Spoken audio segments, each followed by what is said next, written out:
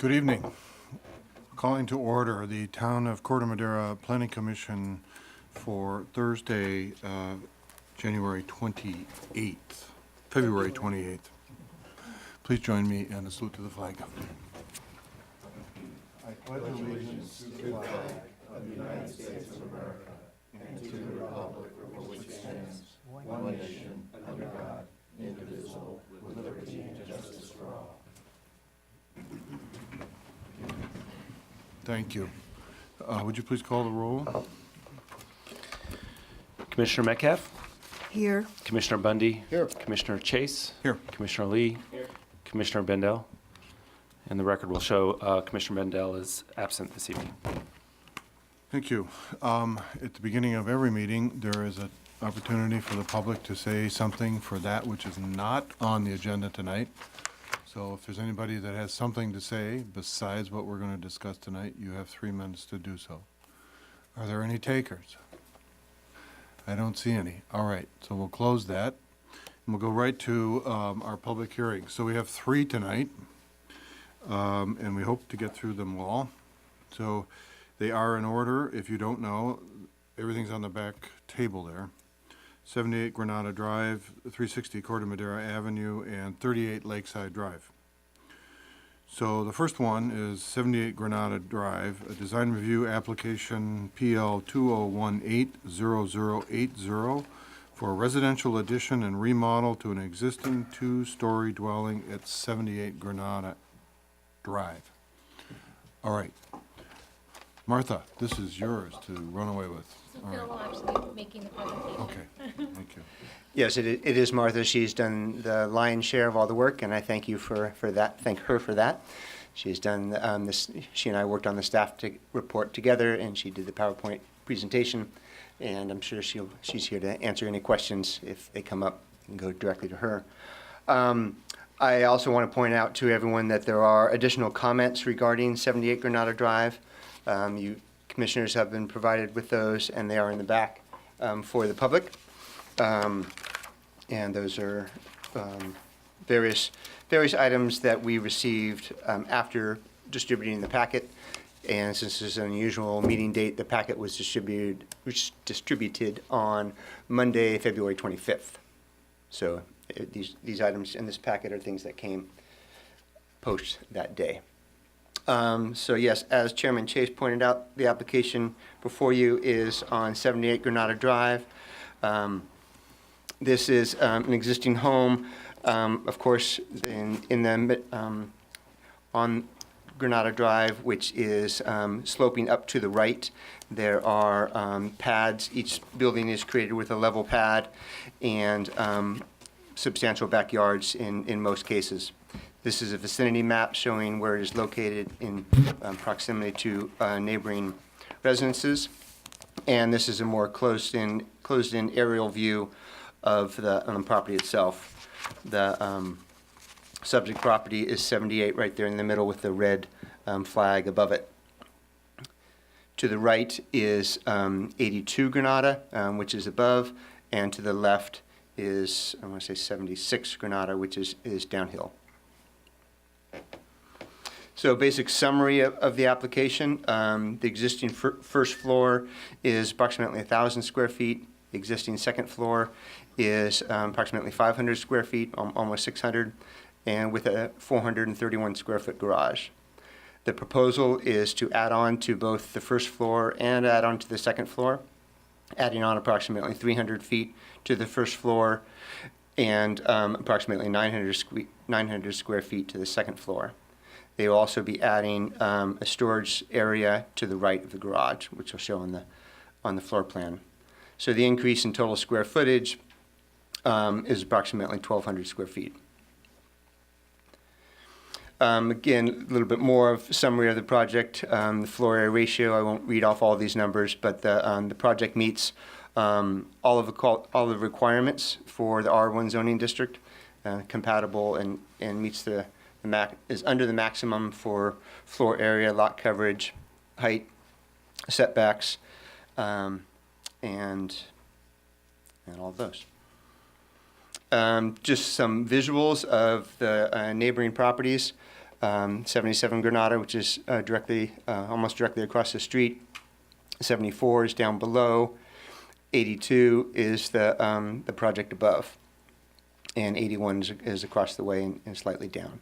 So this just gives a pattern, an example of the development out there. Majority of homes were built originally with small second stories, usually above the left side of the building, as shown, just like 74. And a lot of people have added on above the garage, but second story additions vary in the neighborhood. This is showing the existing and proposed site plan. I think the most key point here is showing how the building is being expanded out from the back right, and then also on the right side by itself, with again the expansion in the back right is the dining room, and the expansion on the right side is the mudroom and storage, and then up above the garage, of course, is the larger living space, which you can see here with the, well, show in the next slide. So this is showing your existing and proposed floor plan, main living area with the garage on the first floor, and then up above, and then main living room, main bedrooms on the left-hand side, main great room in the center, and kitchen on the right. The proposed change to the first floor, like I said, will be the expansion of the dining room and then mudroom and storage on the right.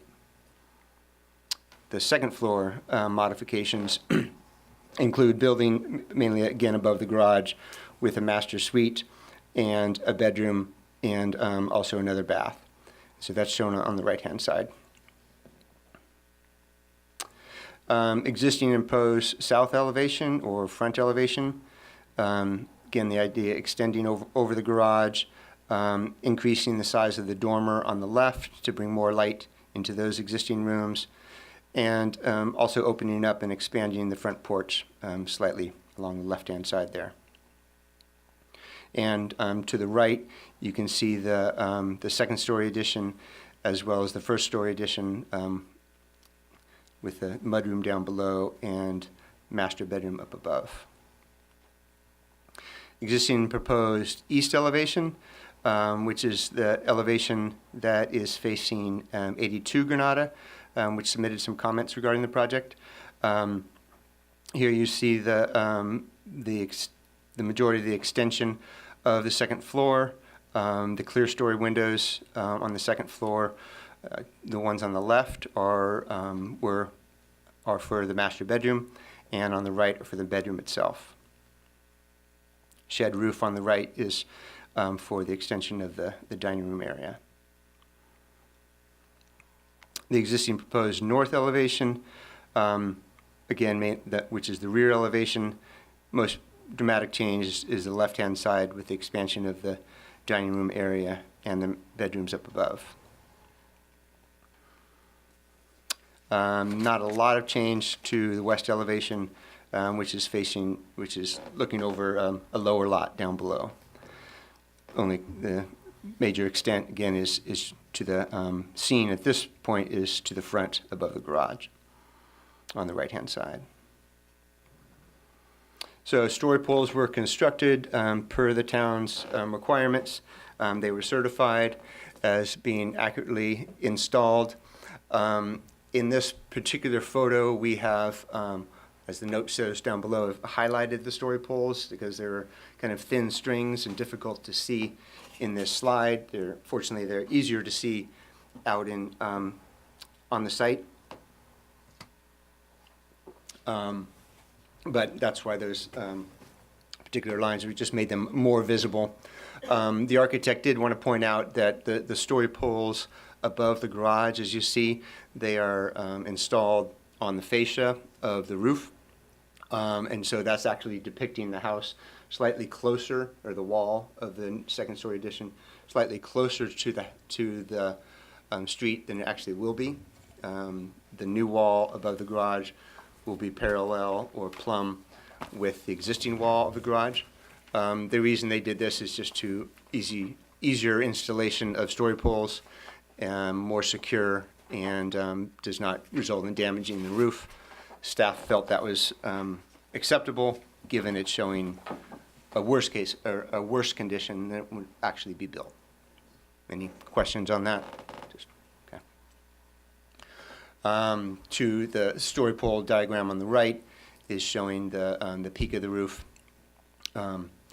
Actually, not the peak of the roof, it's showing the ridge of the roof slanting down towards 82 Granada. That image is difficult to read in just in terms of how the photograph was taken, but we tried to do best we could.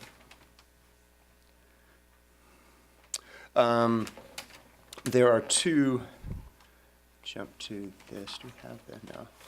I don't know if we put the other one. Okay. So there were a number of comments and dialogue between staff, the applicant, the owners, as well as the applicant's architect and the folks that live at 82 Granada Drive.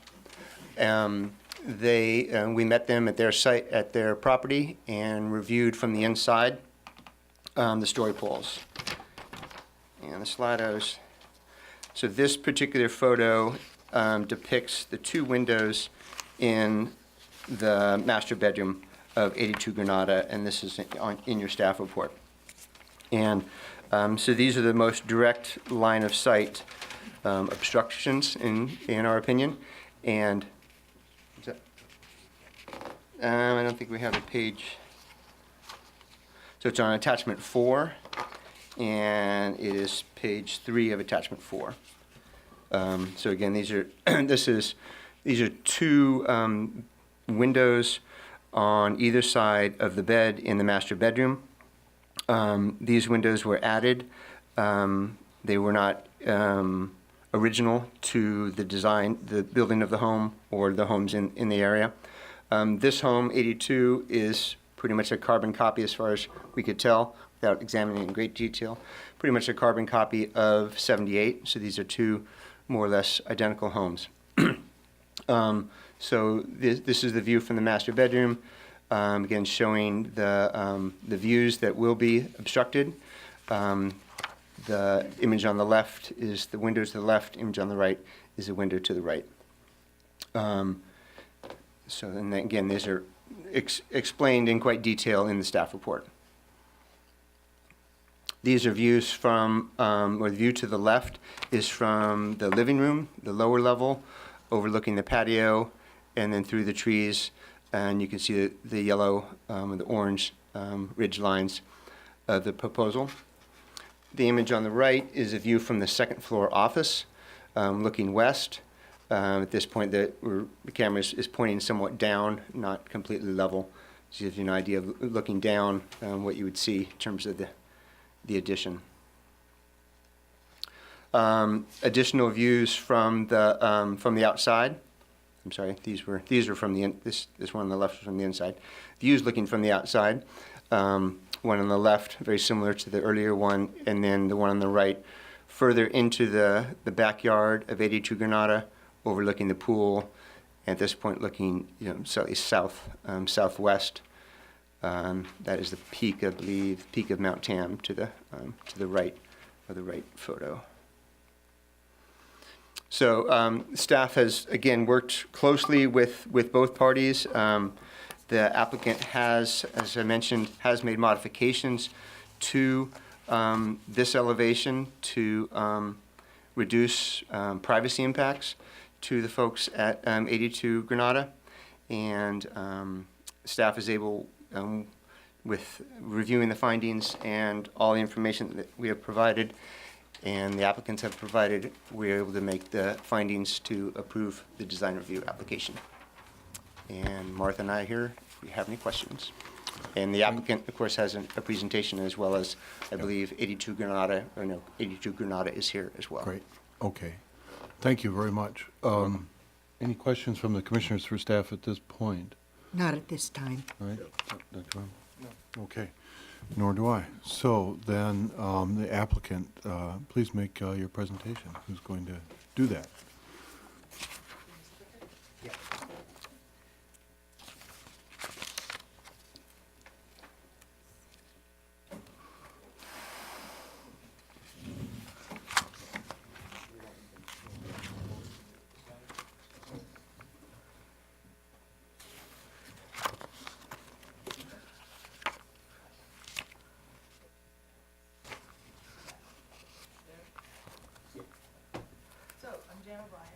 Just a moment, he'll get you wired. There you go.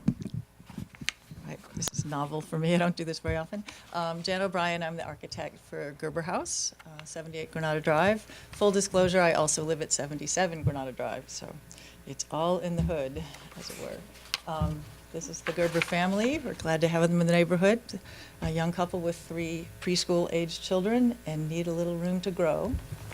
This is kind of a ditto of, I hadn't seen their staff presentation, so there may be some overlap here. Showing the vicinity map, both of our yards open up to the Reed School open space, and the neighbors around have all had additions. Could you move the microphone closer? Oh, sorry. Thank you. Neighbors nearby have had additions over the years. This house is original from the 1950s.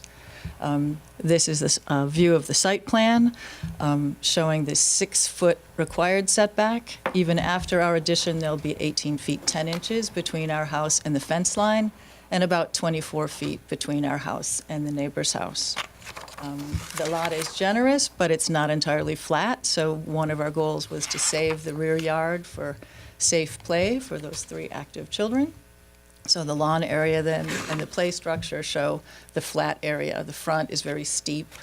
One of the reasons why we expanded the porch was to, so this is a reiteration of what Phil just did. The main idea on the lower floor was to open up the kitchen to the living room, add a dining bay that has glass doors leading out.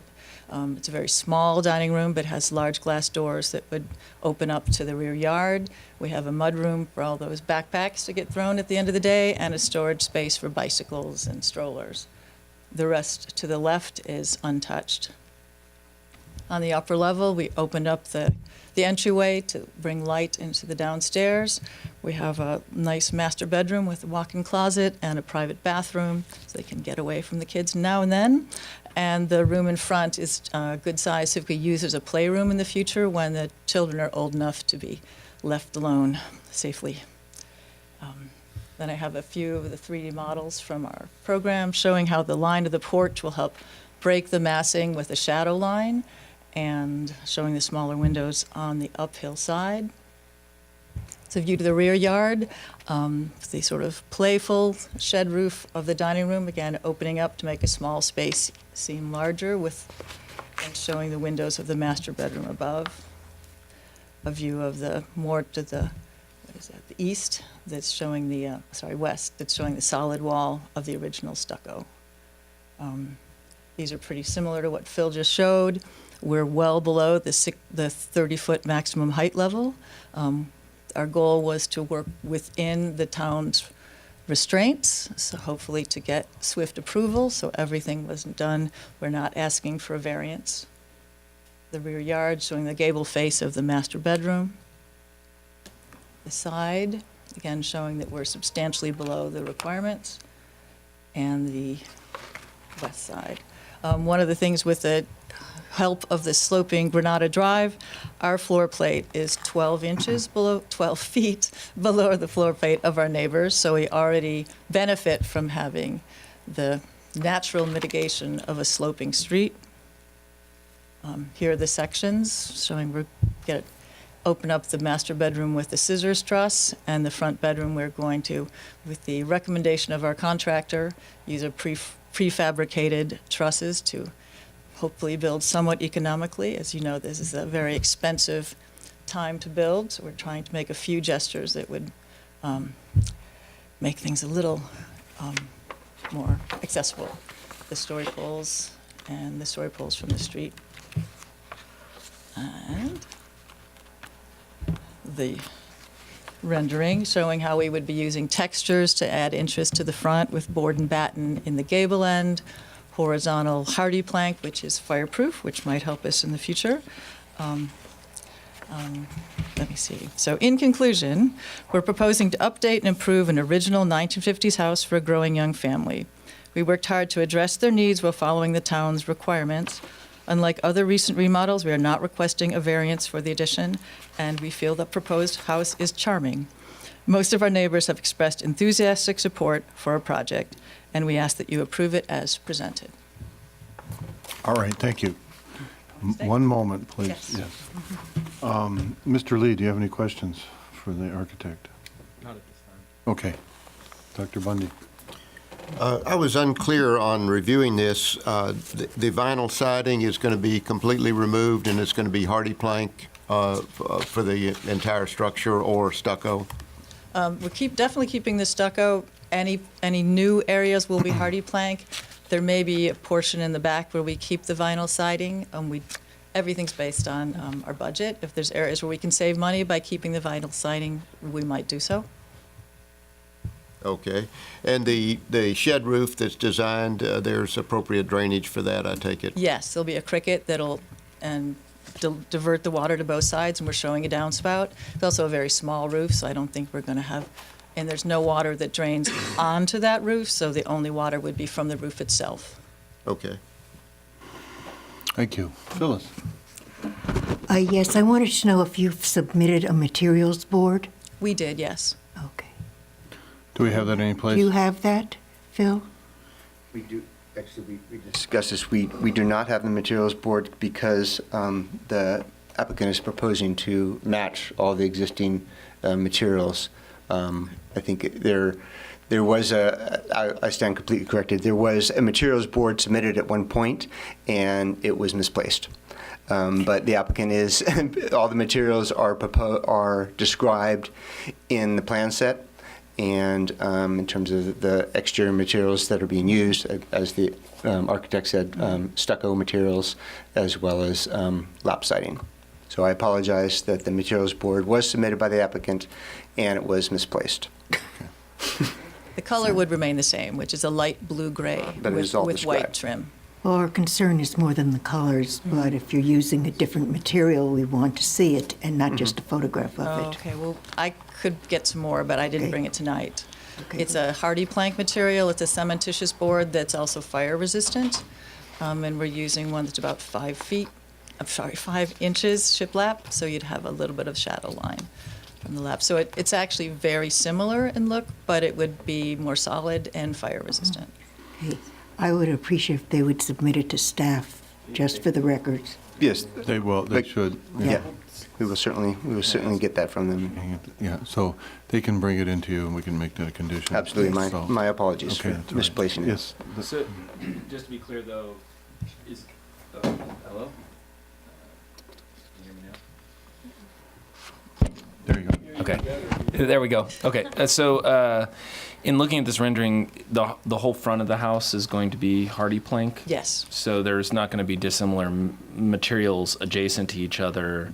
no. And then also, Yes. my Everything in the understanding is front. the color of the hardy plank will match The color of the stucco. the stucco. Is the vinyl a different color?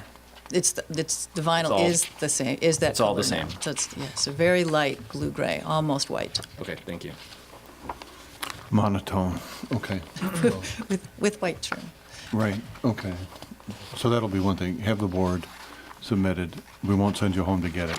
So, all right, just kidding. All I right, did it, I promise. thank you. Anything else, Phyllis? Nothing else. Okay. Would you mind backing up to your building sections, please? Sure. There we go, great.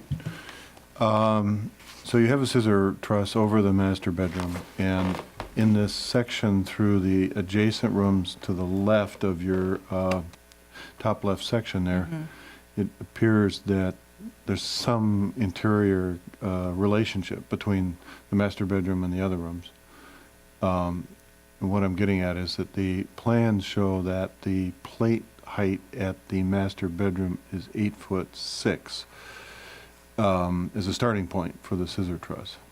And does that somehow relate to the 3 rooms on the left there? The 2 bedrooms are existing, so the floor, the ceiling height won't change. Won't So change. basically just extruding that through the closet, and that is a slightly sloped roof, so I guess it just depends exactly where the section's cut, All right, the way it lines up. But the 2 bedrooms exist, and they do slope toward the yard.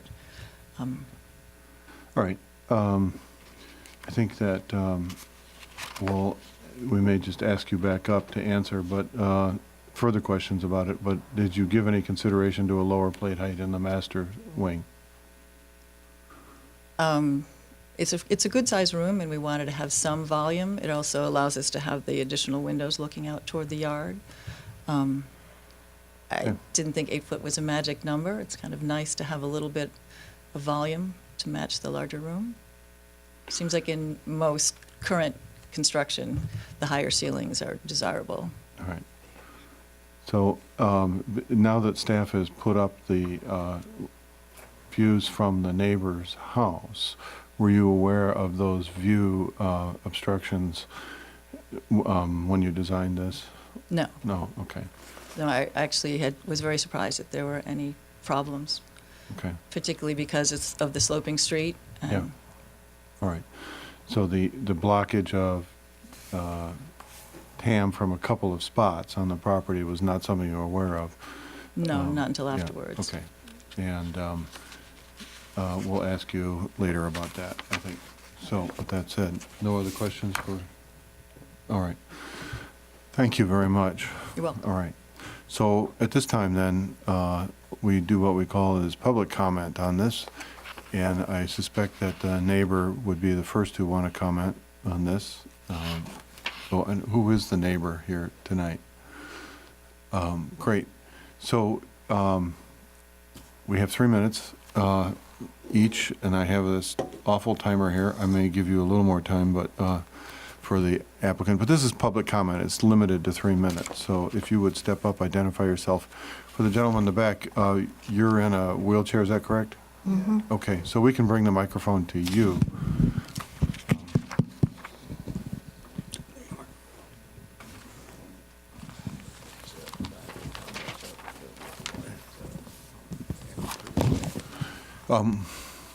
Please, go ahead. Yeah. My name is Mark Stolman. I live at 82 Granada Drive, next to the proposed construction. My wife and I are the people that are negatively impacted by it.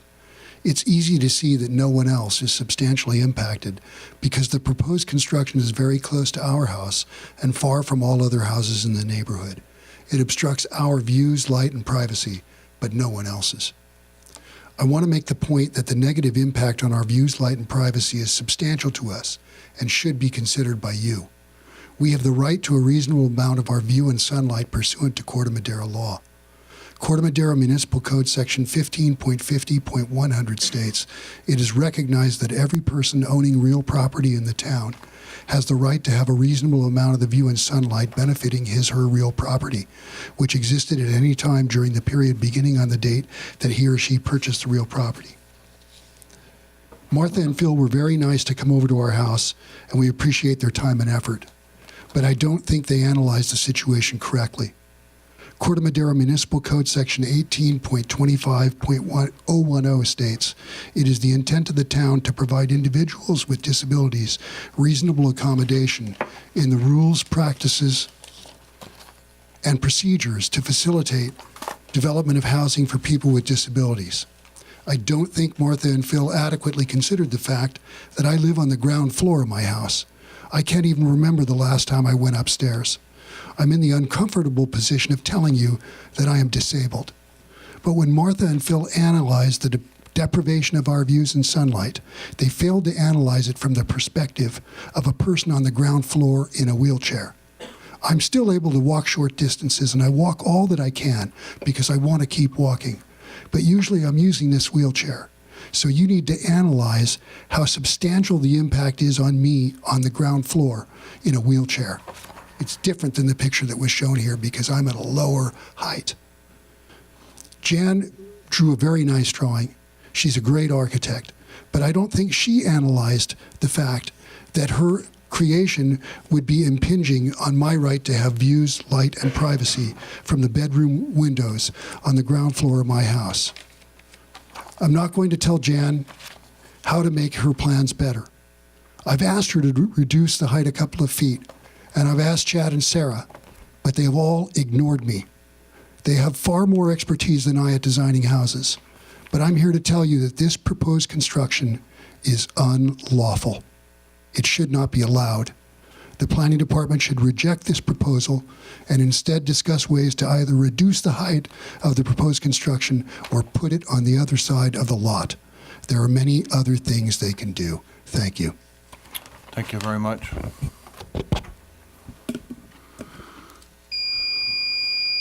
Okay, who's next?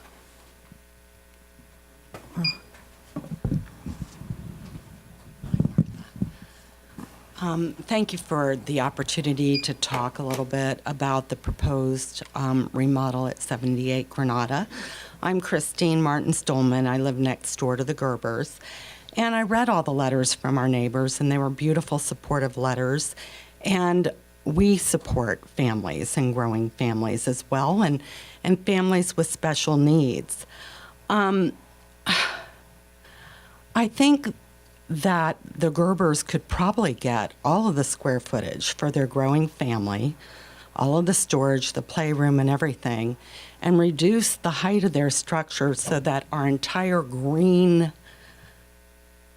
hillside and an iconic view of Mount Tam is not obliterated from the master suite where we live.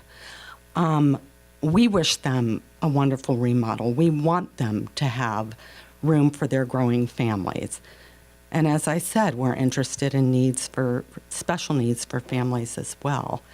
But I just thought that I'd take the opportunity, and I'm not in disagreement with one of the neighbors' letters about investment in the neighborhood and improvement, the tax base. There were many elements to it.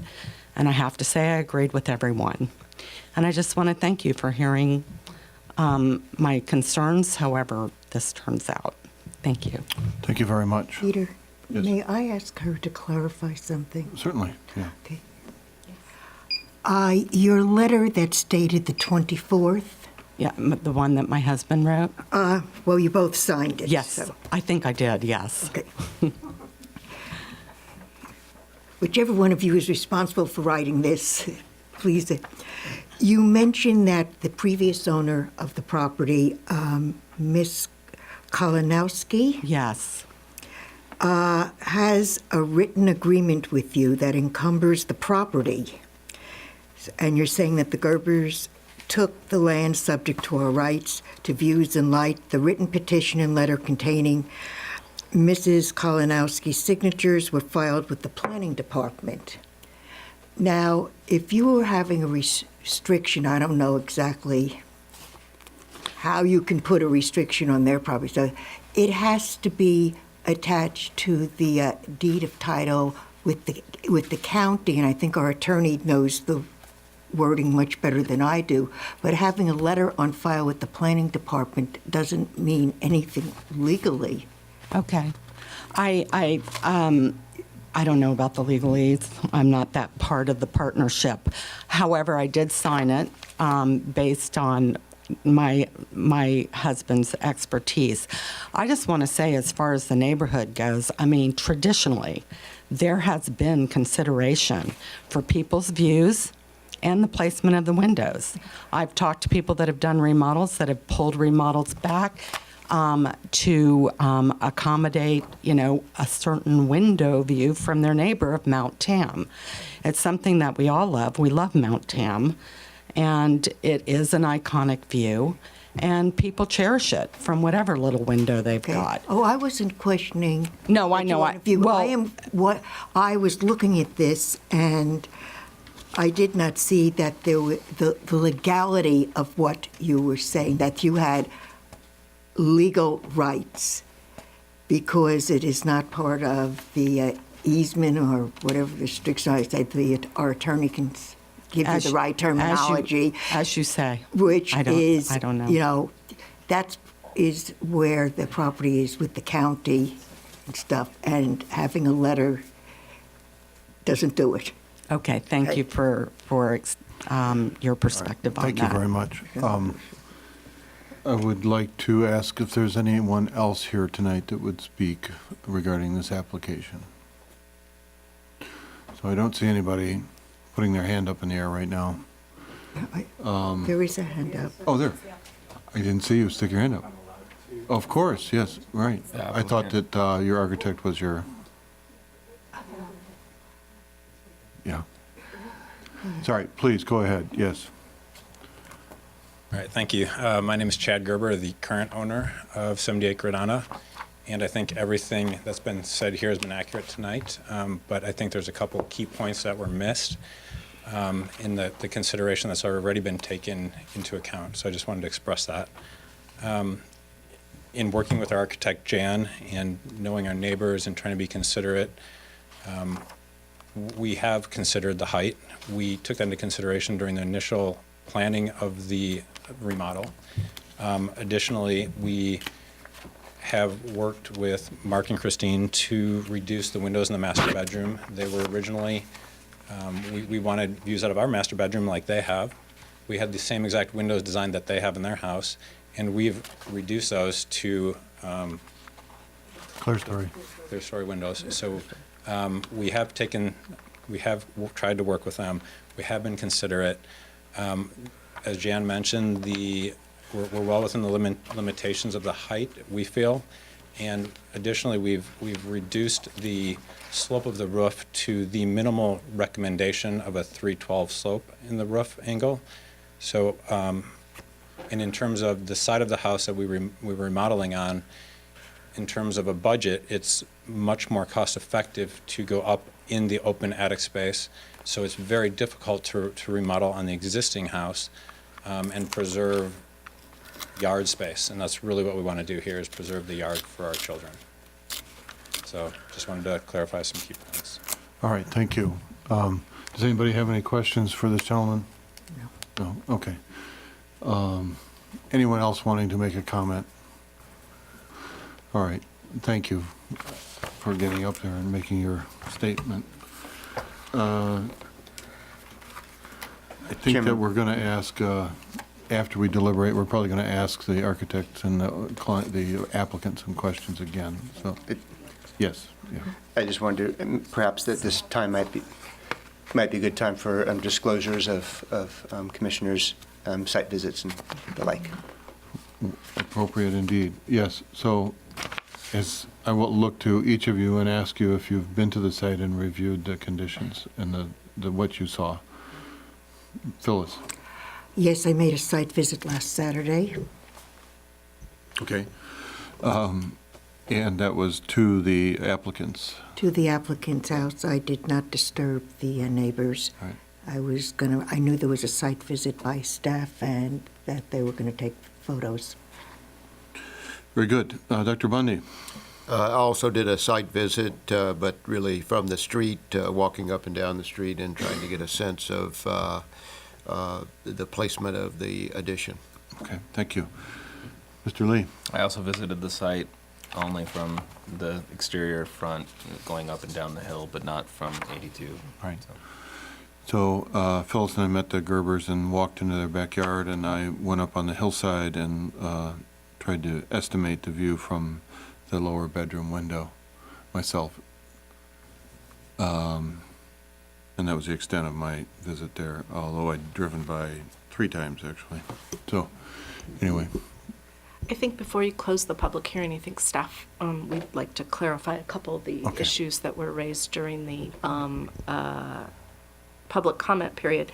Just for the commission's understanding, and we have the code book here, but Chapter 1825 on reasonable accommodations is a process under the Fair Employment and Housing Act that allows the town to provide reasonable accommodations to individuals with disabilities or developers of housing for people with disabilities, some flexibility in their own applications for zoning or other land use regulations, so that it affords them the opportunity to design their property in accordance with their conditions and things like that. So those doesn't necessarily, it's not necessarily applicable to apply them when they're looking at the neighborhood or the neighbor's property, just for clarification. Very helpful, yes, thank you. Mr. Wolf?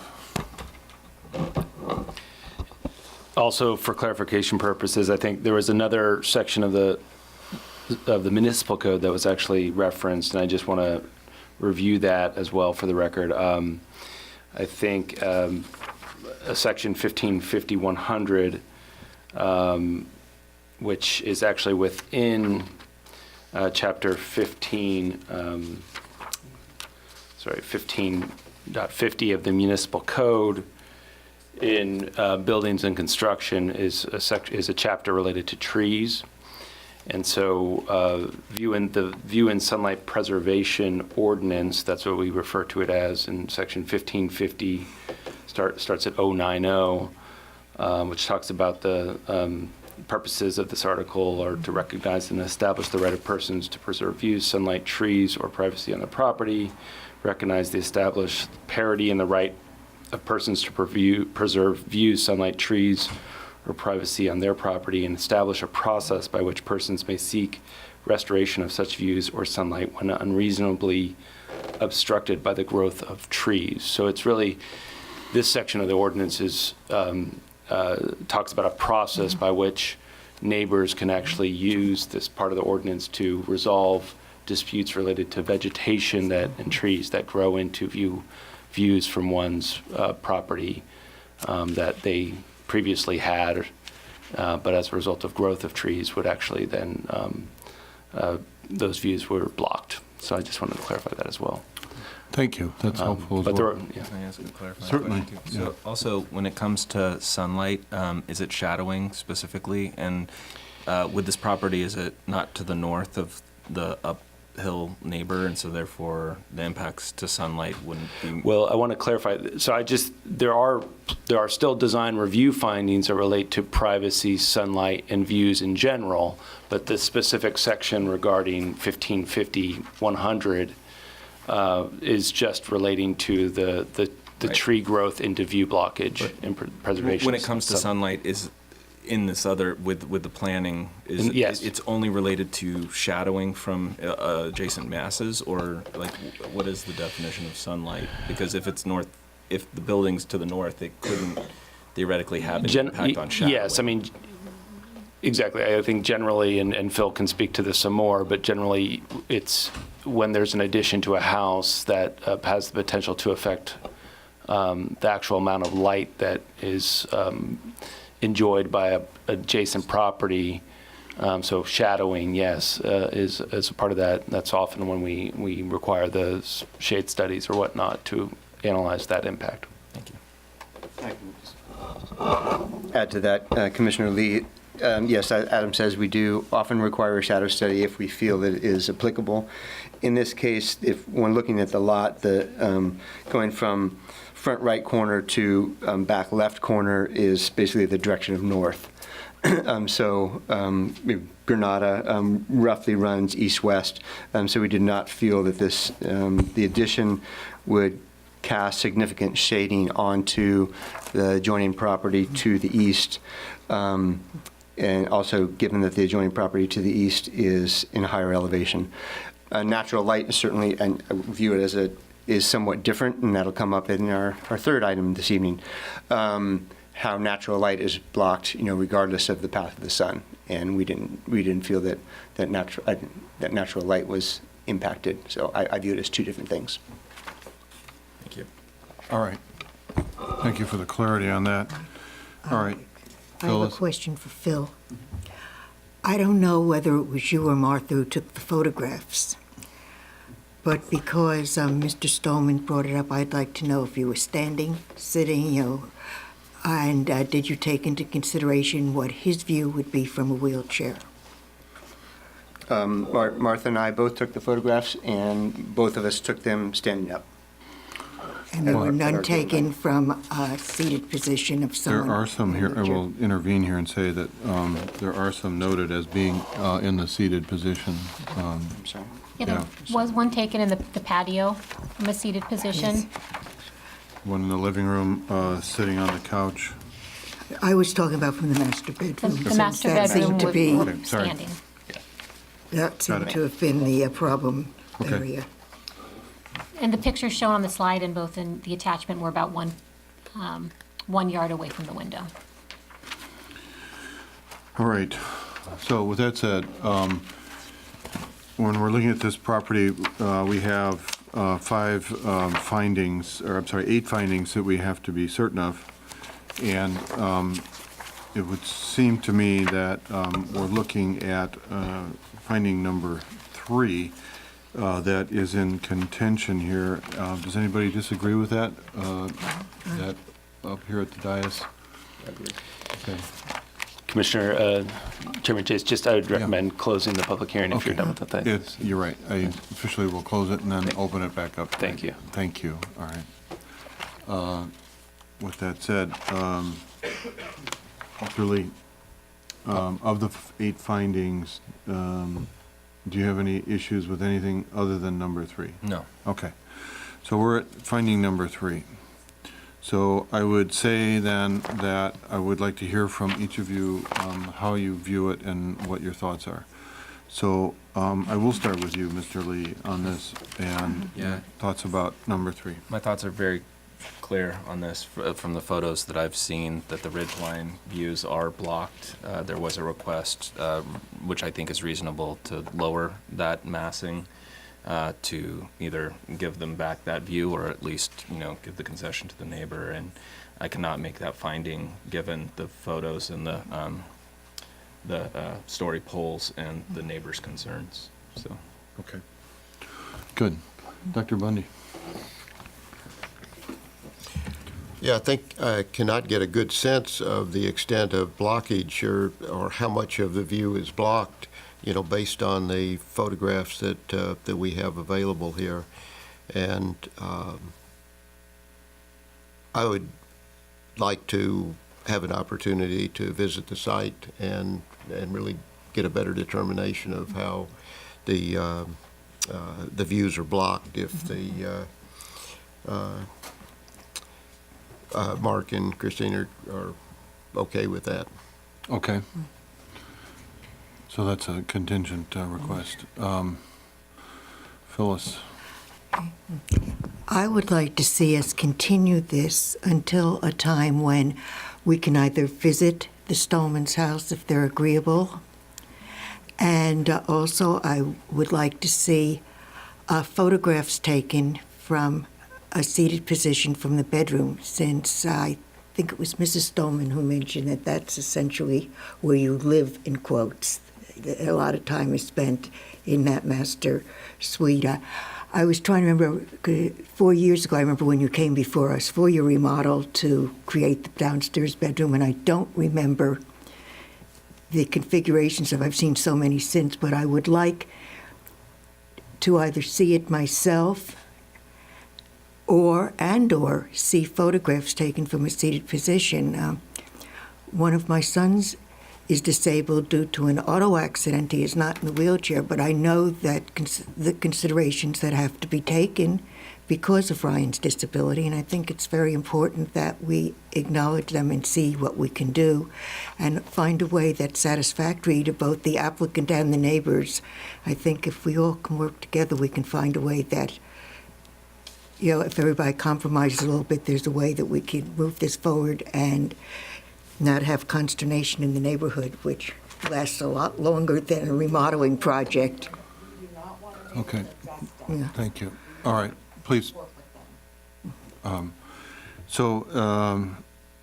I notice in the photos from the neighbor is that there is a definite impact on some primary views of TAM and the hillsides, and that they should be considered. I also wonder how much of a reduction is viable, and I think that we might ask staff, because I'm going to bring the applicant back up and ask them what they're willing to do, and the neighbor, and see if we can get an agreement on a site visit and/or a process through staff to mock something else up out there on the site. Would you guys be amenable to that? Yes. Okay. Yes. Yes. Okay. So when I took one of the photographs and drew a line through it representing what I estimated to be a 2-foot reduction, it is significant to the space of the remodel, but it would allow more of the distant view to be preserved. That said, I think it would become incumbent upon 2 things. 1, of us going out there, and 2, the applicant creating something that would be more acceptable. So I'm going to open it back up, and I'm going to ask the neighbor to come back and tell us if we can arrange for a site visit. Is that feasible? We'll clean up. Okay. That was an affirmative reaction. Okay. So, secondly, for the applicant, I don't know who would want to come up to the microphone and respond about height and so forth over there.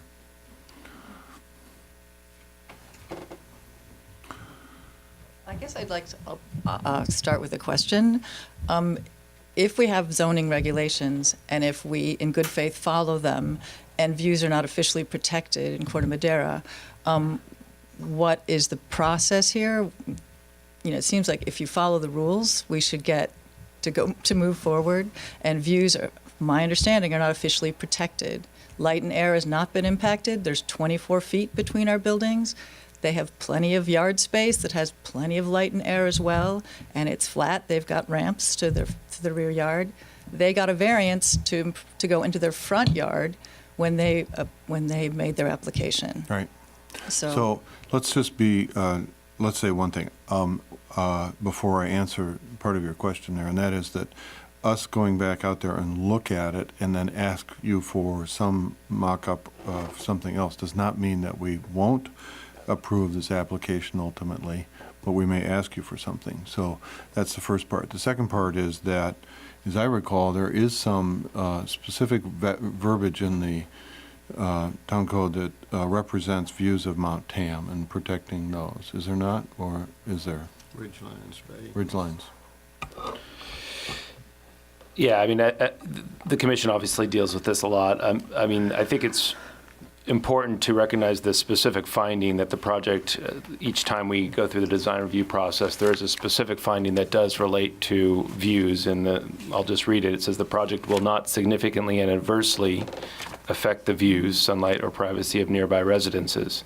So each time, that's an evaluation that the commission has to make, and we've talked about this in the past. It's a case-by-case basis, weighing and balancing the rights of, or the encouragement and the policy to rebuild and invest in homes, but at the same time, balancing existing views that may be had by other neighbors in the neighborhood. So Okay. that's a weighing and a balancing approach to views.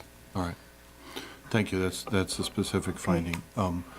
I'll find out in my off time where it says about. And there is, I will, Yeah. just to be clear, there's nothing codified in the zoning ordinance about Mount Tam views except for currently in the specific accessory dwelling unit ordinance, which, as you know, has objective design standards which are supposed to be yay or nay and not come to the commission, and supposed to be ministerially approved by staff.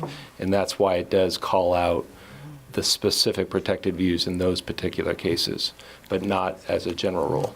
Okay. Phyllis? Yes, I'd like to reply to something that the architect said. It is a fallacy to believe that just because you don't ask for any variances, that a project will be approved. Too many people come before us, and it's one of the things I've been looking into, as I go along with Peter, of developing design guidelines so it is understood. But as I said, if just because you don't need a variance does not mean something is automatically accepted, and it should be understood. Right. So there's a lot of gray area in this. I understand, and we're not even pushing up against the. I understand, and you've not pushed up there. However, we are respecting the neighbor's position, and what you've heard from the commission is that they want to come back out and they would like to look from the neighbor's house themselves and make that judgment. And with that said, it's hard to get up on those story poles and make any marks, but I think that we might try to ascertain some sort of relative mark in the photographs or something, so we could stand there and say, what's a 1 foot reduction, what's a 2 foot reduction, just to have some sort of reference up there when we're there, if that's the case. But I think the important thing is that the commission needs to be on site and understand what the impact is, because clearly it would feel like a step too far just for any of us to say, let's approve this, despite the fact that you haven't exceeded any limitations. Okay. So they have a right to certain things, and we'll decide if it's okay or not. Okay. But we'd like to go out there and do that. That said, staff will contact the owner, the applicant, regarding the availability of time to go to the neighbor's house and let us know when we can do that. Well, that said, do we want to continue to a date certain, or do we want to continue this, or do we need a motion to continue this to a date certain? Perhaps you can ask the residents of 82 Granada right now if within 2 weeks is a reasonable time for them to accommodate you to do the site visit, and, Affirmative. okay? And if the applicant is amenable to March 12th? March 12th, I guess so. Well, Second Tuesday in March. Okay. Whatever I have, I will clear. what do we have on the Okay. agenda then? All right. The agenda is available at this point, so. Okay. All right, so that said, The advantage of doing to a date certain is we do not need to notice again, and given that this is a Thursday. The owners have a then- question? yes, I'm traveling with you in Texas for work. Can you go to the microphone, please? Sorry. okay. Yeah. Peter, you should explain that it's recorded. That's why they have to use the microphone. Yeah, that's why Yeah, he's so up there. I travel for work, and I'm scheduled to be in Texas that Tuesday and Wednesday, the 12th and 13th. For the March. next hearing. Yeah.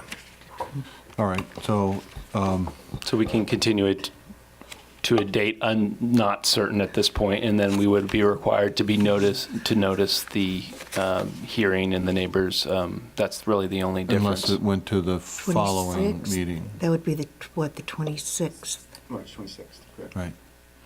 So that said, would March 26th be a viable date? Do you know? As far as I know, I think that will work. Okay. So, that's what we do. We would take a motion here to continue this to a date certain, March 26th. So we need to leave the joyfuls up for another month? Yes. If, Go ahead, you have, thinking if I change my flights, I don't know, I'd have to cancel my work meeting and change my flights, but I'd rather get it resolved sooner and remove the story poles, and they've been flopping around in the wind, and it's been windy and stormy, and all right, well, you tell us what you want to do here, if you want to make it that first week or not. yeah, let's do that. I'll Okay, cancel my flights. so date to the certain, the first meeting in March. Okay. Yeah, I still need a motion from the Okay. commissioner. Okay. Do you Regarding want to do that. it, Bob, and I'll second? So it would be a motion to move this to,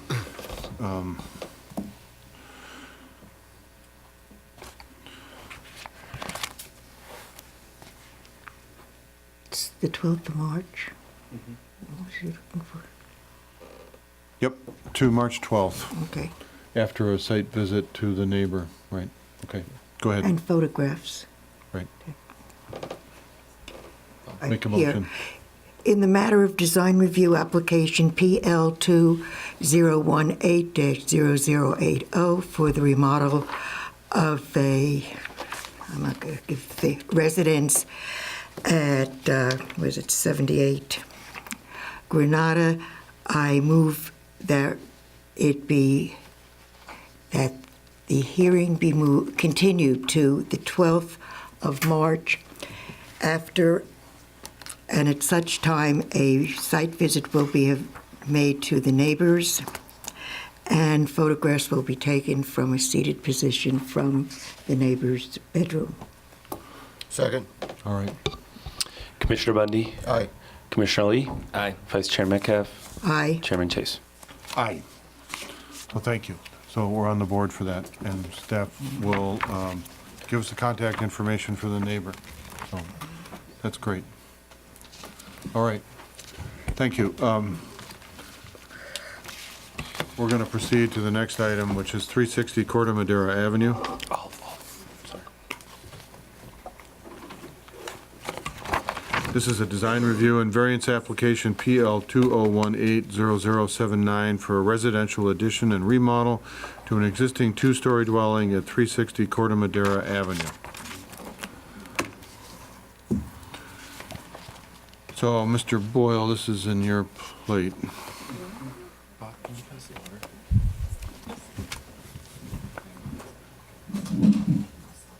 little bit.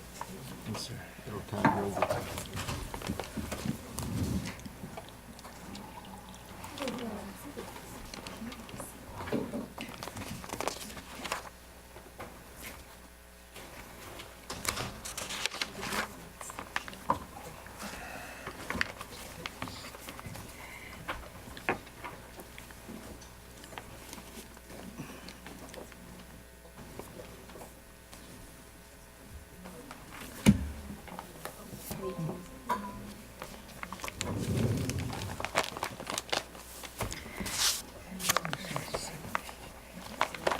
While we're waiting, I'm just going to check with the commissioners on site visits. Phyllis, have you been to the house?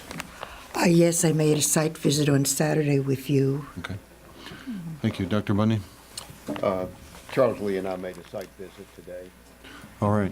Thank you. And I was there with Phyllis. All right. So we've all been to the site, met the applicant. Thank you.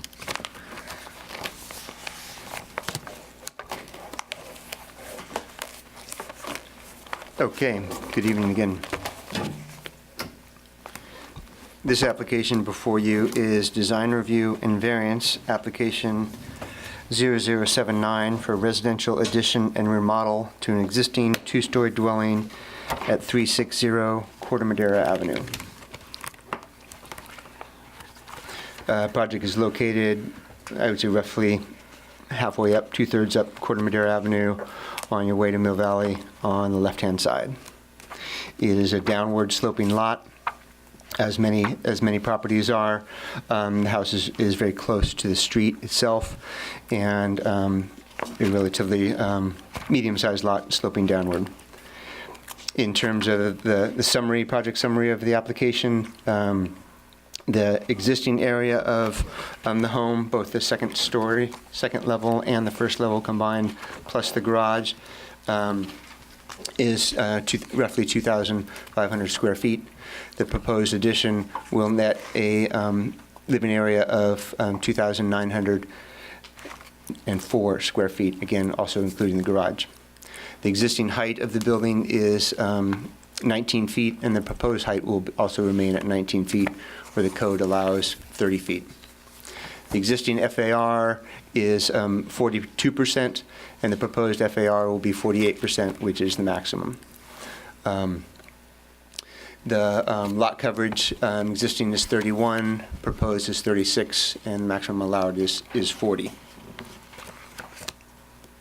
Continuing on with the project summary, in terms of setbacks, the residence itself is existing non-conforming in terms of its location in relation to the front setback. It's just slightly inward to the front setback, and is existing non-conforming on the southern side property line. The proposed addition, physical addition, there are two basically proposed physical additions. One is to add on to the is to modify the lower floor of the home and add out towards the back. It's also to remove the sunroom and turn that into an exterior deck. And probably most notably is the addition of a new two-car garage. The two-car garage is, the applicant is requesting a variance to have that two-car garage be located within the front setback. It will be 12 feet from the front property line instead of the required 15. And it will also be in the side setback, the northern side setback. It will be right on the property line as opposed to the required 5-foot side yard setback. The other two setbacks, the project, the other two setbacks really mainly relate to the house. And that is, again, the south side setback, as I mentioned before, is existing non-conforming, currently 2 feet, required to be 5. And the rear setback is required to be 41 feet away, and the project will be 37 feet away. So it's well within the required setback as well. I'm sorry, I misspoke. The rear setback is the 25 feet. Yes, rear setback is 25. The existing condition is 41, and the proposed condition is 37. So it's well within the required rear yard setback. In terms of the existing and proposed site plan is shown here. Again, the upper center is the location, is the northern property line, and that is the location of the proposed two-car garage. The lower right is the expansion of the home and the understory, adding on to that section, going out towards the rear property line. So again, the two-car garage in the upper right of the upper left of the photograph. Proposed and existing front elevations, showing the proposed first, the new garage on the left-hand side, again mimicking the design and architecture of the existing home, which is shown on the bottom right, keeping the same building height, same style. Other modifications to the front elevation will be relocating the front door slightly and removing the extra or ancillary door to the left there, glass, and creating new windows in the location shown. In terms of the elevation to the north, which is mainly shows the new two-car garage, you see in the upper photograph is the proposed condition with that two-car garage, and as you can see, with the way the garage is oriented, the car is able to exit and enter the roadway on a level surface, as opposed to in the elevation, the existing conditions on the lower shows the steep decline that a vehicle takes to reach the backyard and garage at the rear of the property. Also on the left of this image, you see the extension of the lower living area with the new window, and then the exterior deck up above. And also on the main level of the home, modifications of some of the windows. And again, this is all detailed in the staff report and be a little bit more visible with this elevation here. So this is the rear elevation. Again, the driveway is to the right, and that driveway is basically taken up by the proposed garage on the right-hand side. And that's a rear window of the garage, and then moving to the left, you have the removal of the existing two-car garage door in the center, and that garage door being replaced by sliding glass, four-panel sliding glass door. And then continuing to the left on the lower level is the extension of the bedrooms beyond that cantilevered area that exists today, and an addition of 2 windows for those bedrooms. And then up above, the removal of that sun space and an outdoor deck being created. Continuing on to the south elevation, which has literally no changes to, or very few changes to the existing building itself, some exterior material changes, but the main change, again, on the right side of these images, that cantilevered area is being filled in with living space and the deck up above.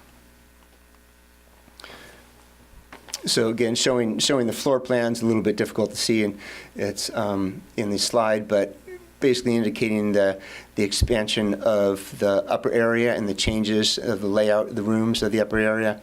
Not a lot of expansion in floor area, mainly the expansion and the change is, again, removing that sitting or sunroom on the lower right and turning that into an outdoor deck. The significant expansion or modification of living area takes place on the lower floor shown here, where the garage area is replaced with a living room, and the 2 bedrooms are replaced with a total of 3 bedrooms. and additional bathrooms, laundry, and other amenities. So this is the big change in terms of the use of the building down below. Some unique features that staff looked at and the applicant looked at in assessing the variance findings that were needed to be made for this project. The unique features of the lot are, of course, its topography, the steepness of the lot in terms of when one needs to, drop down into the lower area to access that garage. Also, the slope of the driveway when one is coming up with a vehicle, as shown in the lower left, you can see the kind of the steepness of that white vehicle and how it drops quite significantly down from that point on, shown again a little bit more in the photograph on the right. And again, as I pointed out earlier, that demonstrates the solution is, I'll just jump, oops, is the creation of that flat garage element, which I show here on the upper right.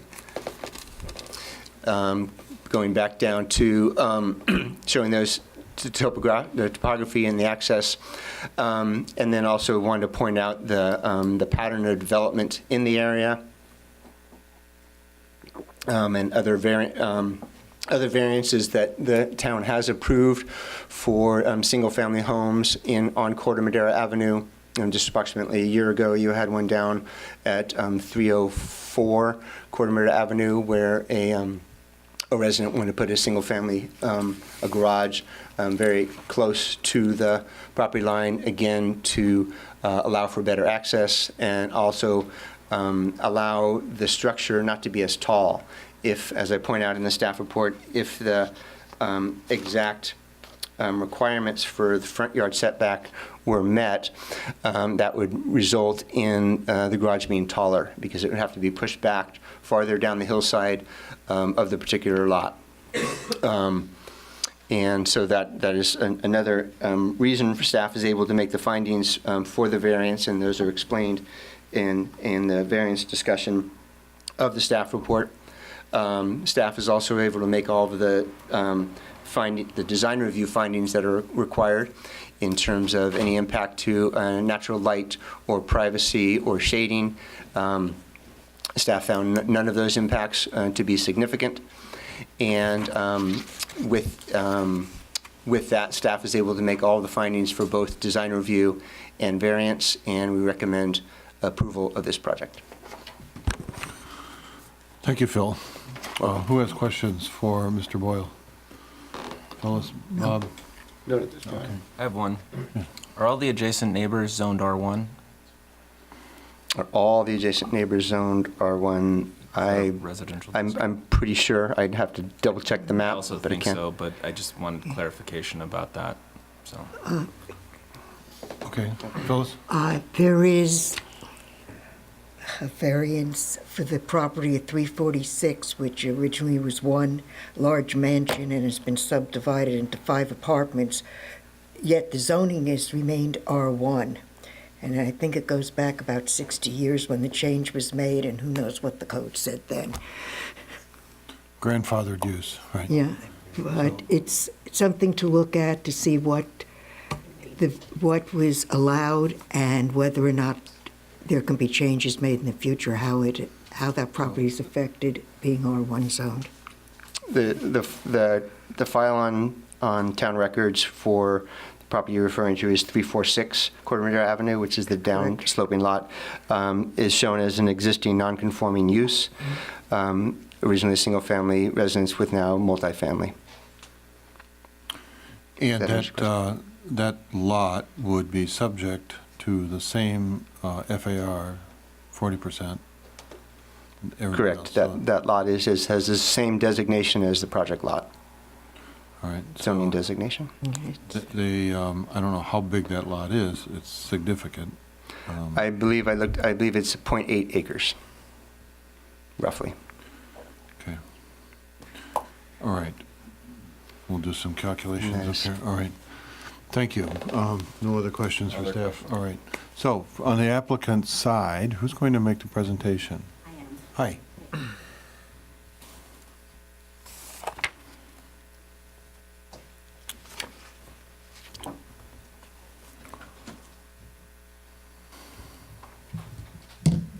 So is this a pointer and an advance? It's not a pointer, but it is an answer. Okay, You're welcome to grab the microphone and walk to the screen. okay. Point. Usually the best way to do it.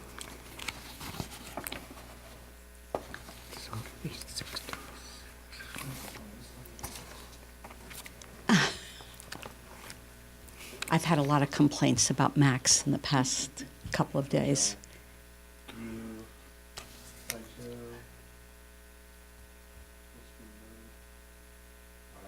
Great, and this is the advance. Forward, left is back. Great. Perfect. Thank you. Good evening, Planning Commissioners. I'm Heidi Richardson with Richardson Architects in Mill Valley, and I'm here this evening with Dan Hughes, our civil engineer over there, and next to him is Josh Cherner, one of our clients, and Nicole, unfortunately, might not be able to make it because of babysitter problems. So I'm sure you've all been to the site and seen the existing conditions.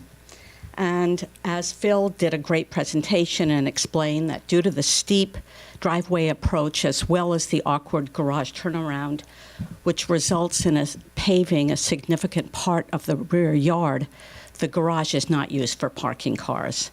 And furthermore, the kitchen and public spaces are located at the upper level, such that the garage at the lower level really isn't practical. This house was built in the 60s, and our goal is to keep it instead of tearing it down, a solid structure, and causing further disturbance for the neighbors. The main problems with the existing site are the lack of the ability to use the rear yard and the location of the existing garage, which does not meet today's reasonable design parameters. Currently, the Cherners, as well as previous occupants, use their upper driveway, which I think you all saw right here. Please carry the microphone with you. Thank you. Right here for parking. I also want to point out that there's a power pole with a tension cable here, which makes garage location even more difficult. And you can see here the driveway, the existing garage, and the sunroom that's coming down and we're adding here. The only yard space they really have is their rear yard, because the front yard is just the front deck to enter. So the green space is important for the growing family.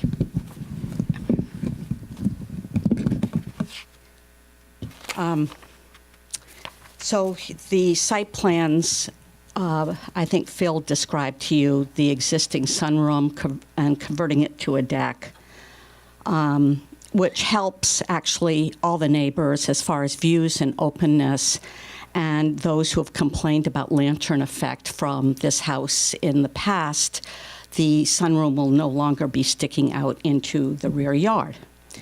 So we're proposing to convert the existing garage to living space and add the two-car garage upstairs. We think this is a good idea, since a town goal is to get cars off the street for many reasons, including safety. We believe that since the residence was built, no owner has effectively utilized the on-site parking because of the steep driveway and the 3- and 4-point turns to get back up the driveway. And since there is virtually no front yard, just the backyard, which is hard to use if cars are coming in and out. Today, I doubt that you would approve such a scheme for a new house.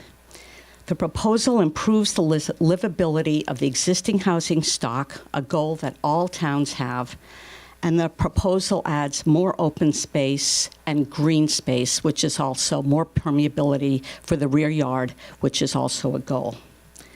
The garage, as you know, requires front and side yard setbacks, and its location allows for 2 cars in the garage as well as 2 guest spaces in the driveway. We originally had a different scheme that was shown in the staff report, but we were encouraged by staff to utilize the side yard and less front yard for safety reasons. Our civil engineer has an exhibit, which I believe you've also seen, illustrating site distances, and he's here this evening to answer any questions you might have. So the floor plans, the elevations, which you've seen already. One minor amendment, the Churners are reconsidering they would like a slightly darker gray for the house. And this piece here, they're thinking of painting gray as well.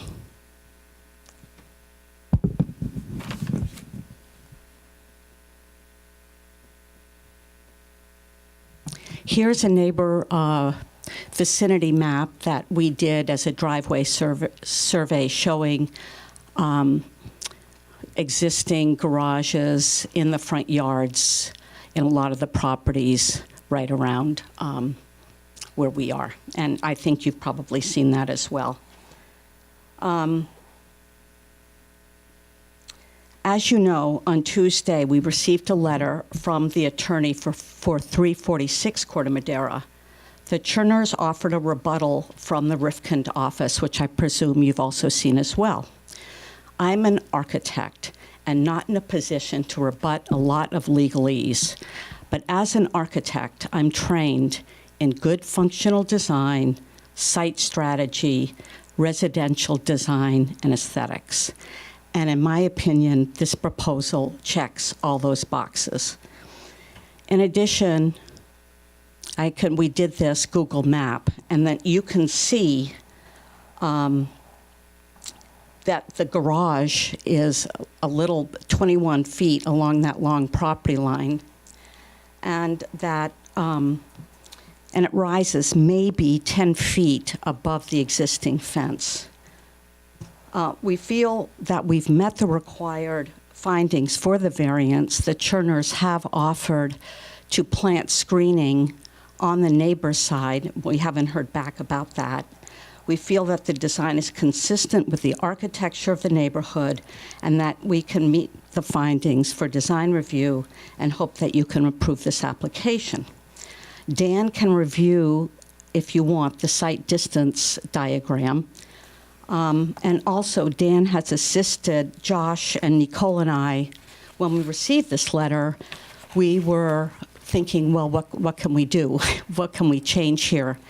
And we did look at pulling the garage away 1 foot or 2 foot, which pushes it further into the front yard. And Dan did the turning radiuses, and the 2 foot just makes it for not backing onto the public right-of-way. But as Phil has told us, the DPW hasn't seen that yet. The only other idea that I had was that we could ask for a variance on parking space sizes, such that perhaps one space is 9 by 20, one space is 8 by 17, which is a Mill Valley rule, and that would bring the garage in another foot. So that's where we are now, and I don't know if you'd like to hear from Dan on any of these issues. Thank you very much. Do any of the commissioners wish to hear from the engineer regarding the siting issues or the approach and so forth?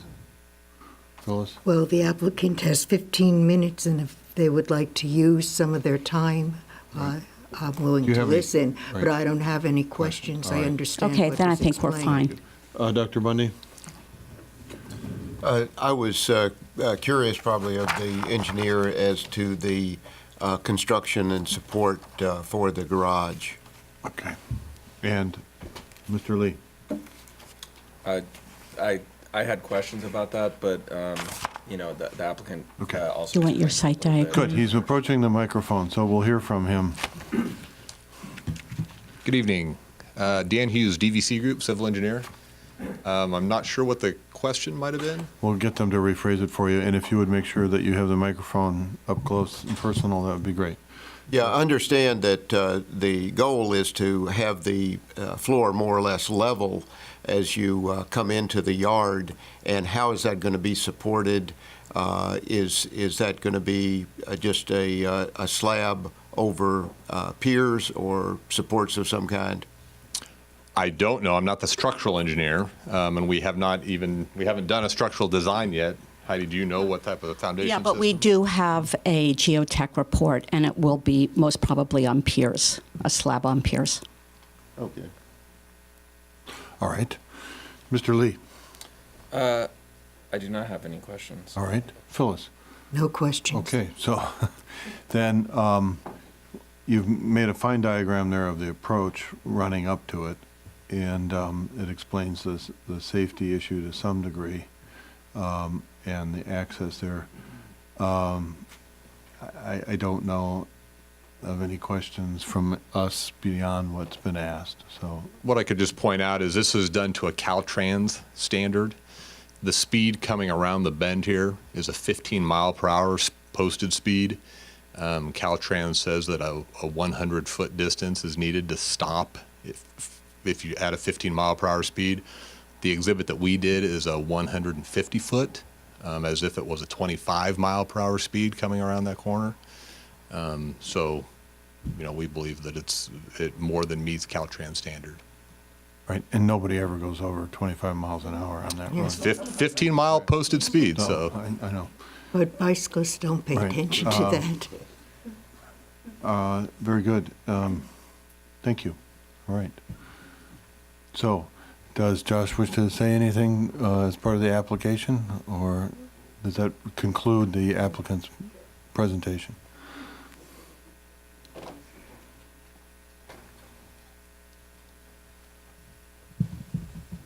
Good evening, everybody. I just want to say that I've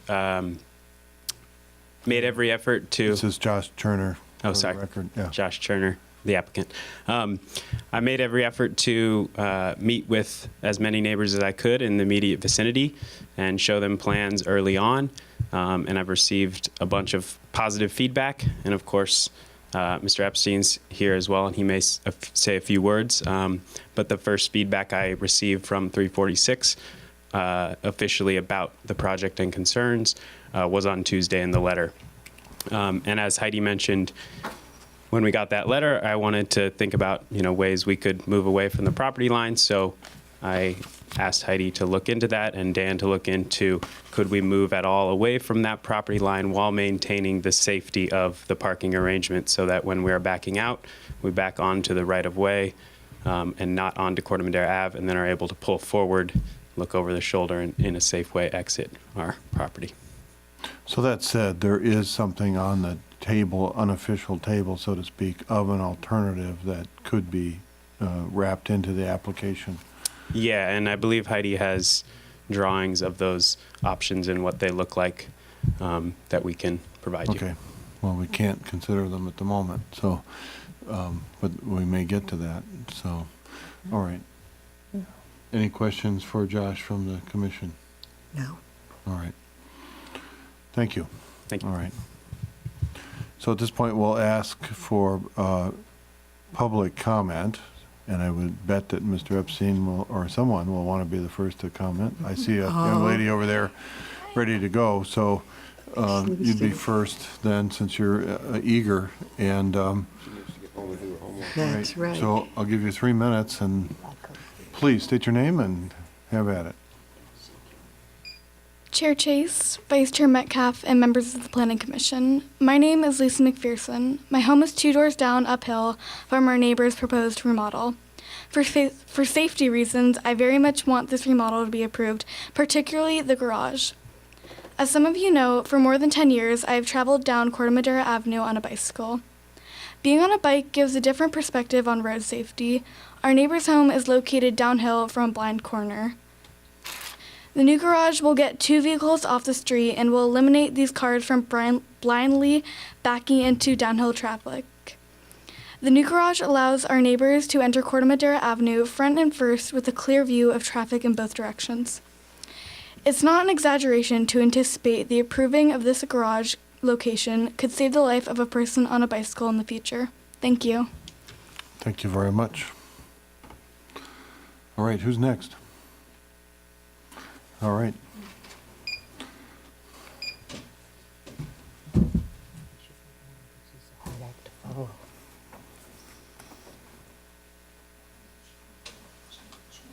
If you would hand those to Mr. Wolf, then we'll,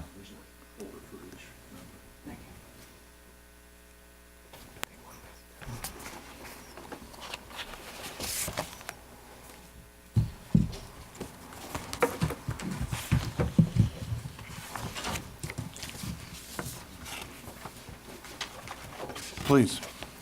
You are. Good evening, Chair Chase, members of the commission. My name's Rob Epstein. I'll reserve 1 minute for rebuttal. I don't know if it'll be necessary. Quickly, just to introduce the lady sitting to my left, Tamara Goldman, real estate agent, Elizabeth Rhodes, resident of the property at 346, Marie McDermott, property manager at 346. I represent the trustee of Tamalpais Property Trust, the owner. And I do trust that you all have a copy of my letter, had an opportunity to receive it and review it. Can everybody hear? Can the recording hear me? Okay. And I just want to respond to some of the comments made in Mr. Rifkind's letter, as well as some of the comments made tonight. There's been a lot of assertions about history and parking. This house is 60 years old, and respectfully to Ms. Richardson, to assert that, you know, the garage has never been used is there's no evidence to support that. And presumably the people that built the house intended to use the garage there. And my assumption is that the garage was used for many, many years. These owners don't use it. They say the prior owners didn't use it. There's nothing that prevents using the garage. And one can use the garage and exit the garage and go straight out onto Corte Madera Avenue, and that's completely safe, and nobody on a bicycle is going to get hit. And if there's an issue with regard to residents at the property now, you can pull the gate back with an electric gate and then close the gate with an electric gate. That's a lot cheaper than building a garage. I have 1:30. May I ask for a little bit more time to respond to the other statements that have been made? See where you are. All right. Okay. I really just have a couple of other comments to make. There's no proposal about how this is going to be maintained. They won't be able to paint. Ms. Richardson was talking about what colors we're going to paint things. I don't know how they're going to paint it without an easement.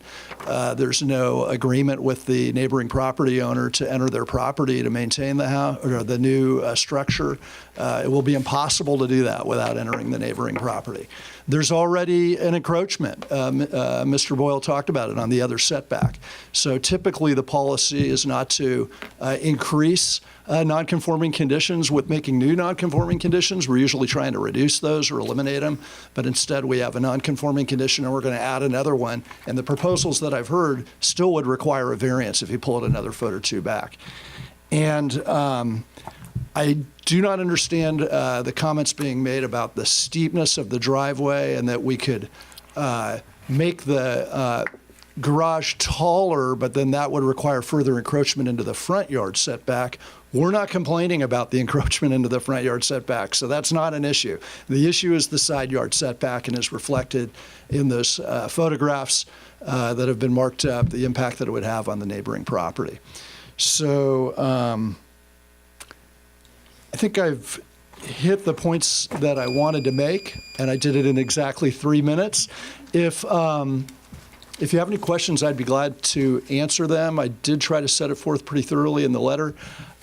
It's no fun. They're nice people, but the commission's charge is to apply the rules fairly and uniformly. I don't see how, I've been doing this kind of work for a long time, you could make the findings to support a variance. The staff's sort of skipped over it and said, well, we make the findings, but as I pointed out, the staff report doesn't explain the special privilege finding. It hasn't been explained tonight. I would suggest that you ask how you make that finding if there's already a garage. Thank you, Mr. Epstein. We may ask questions of you later on, but I will continue with the public comment. So anybody in support or anyone else is free to come up and make a comment.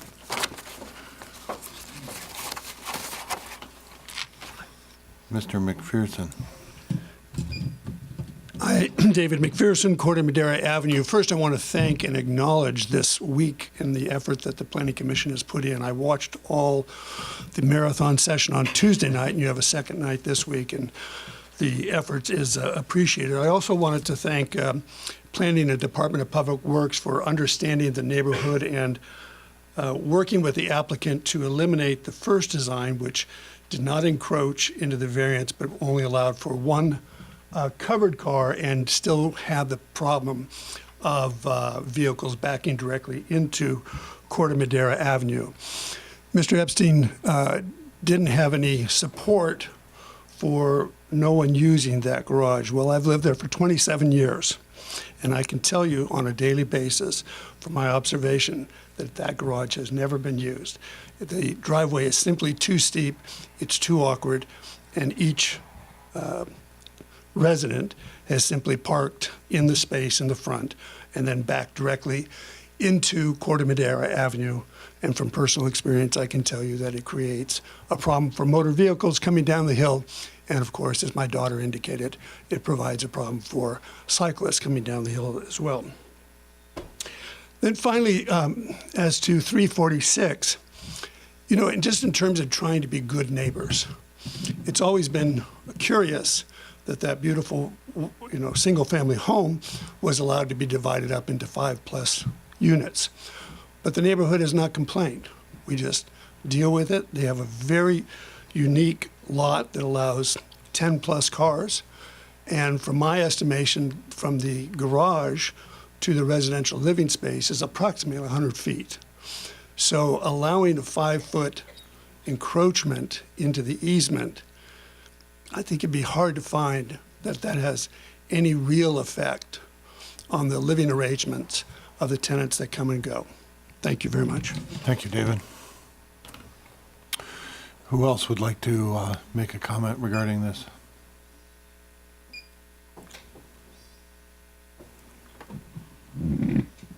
Hello, I'm Tamara Goldman, work for Compass Real Estate, and I have helped the owners find tenants for 346. The garage space, or the garage wall, is right on the property line, and I agree with Mr. Epstein, it would be hard to maintain it. They do already have a garage, and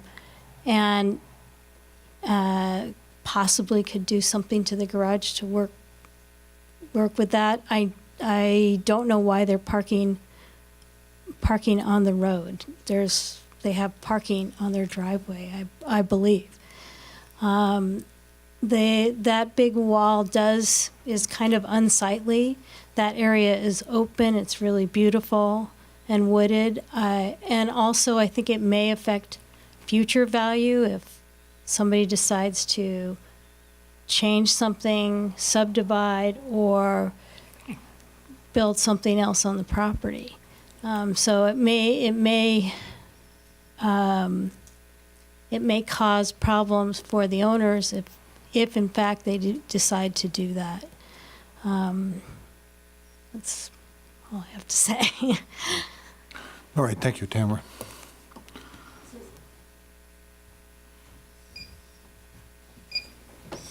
Hello, commissioners and staff, and I'm Elizabeth Rhodes. Can you hear me? Is that better? There you go. Okay, this happens to me at court all the time. I'm an attorney, and I live in the front residence in this beautiful large estate that is 346 Corte Madera. And I moved in there because it is like living in its own little wooded paradise. It is a beautiful, beautiful piece of property. It is got a group of professionals living in the residences that form what used to be an entire giant mansion, it looks like. There are beautiful trees on the property, and there is a fence line that goes along north-south that abuts the property of 340 Corte Madera. All of that area is wooded.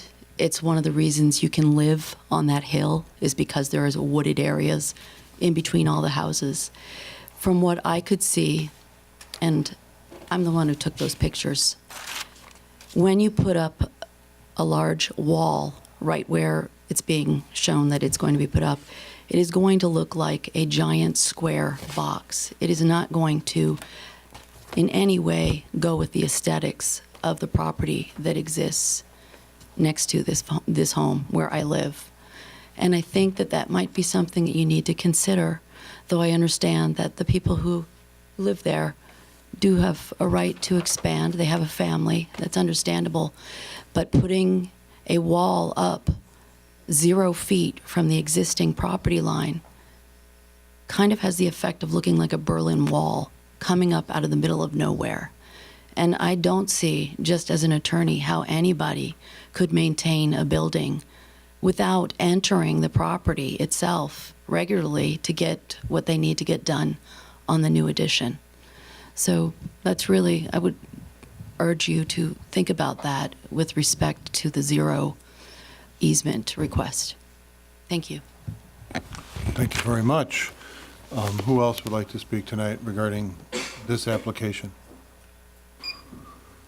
Seeing no one, I'm going to see if we can bring it back to the dais. We'll close the public hearing for the moment, and I have a couple of questions for staff. Does anybody else have any questions? Yes, Phyllis. Yes. What material is going to be on the side of the garage that is facing 346? That's one of the painted areas, if I remember correctly. I don't want to have to open this because I'll probably knock over half the things Well, in front of me. hopefully we'll get the answer from staff, so you don't have to get there. okay. But, I think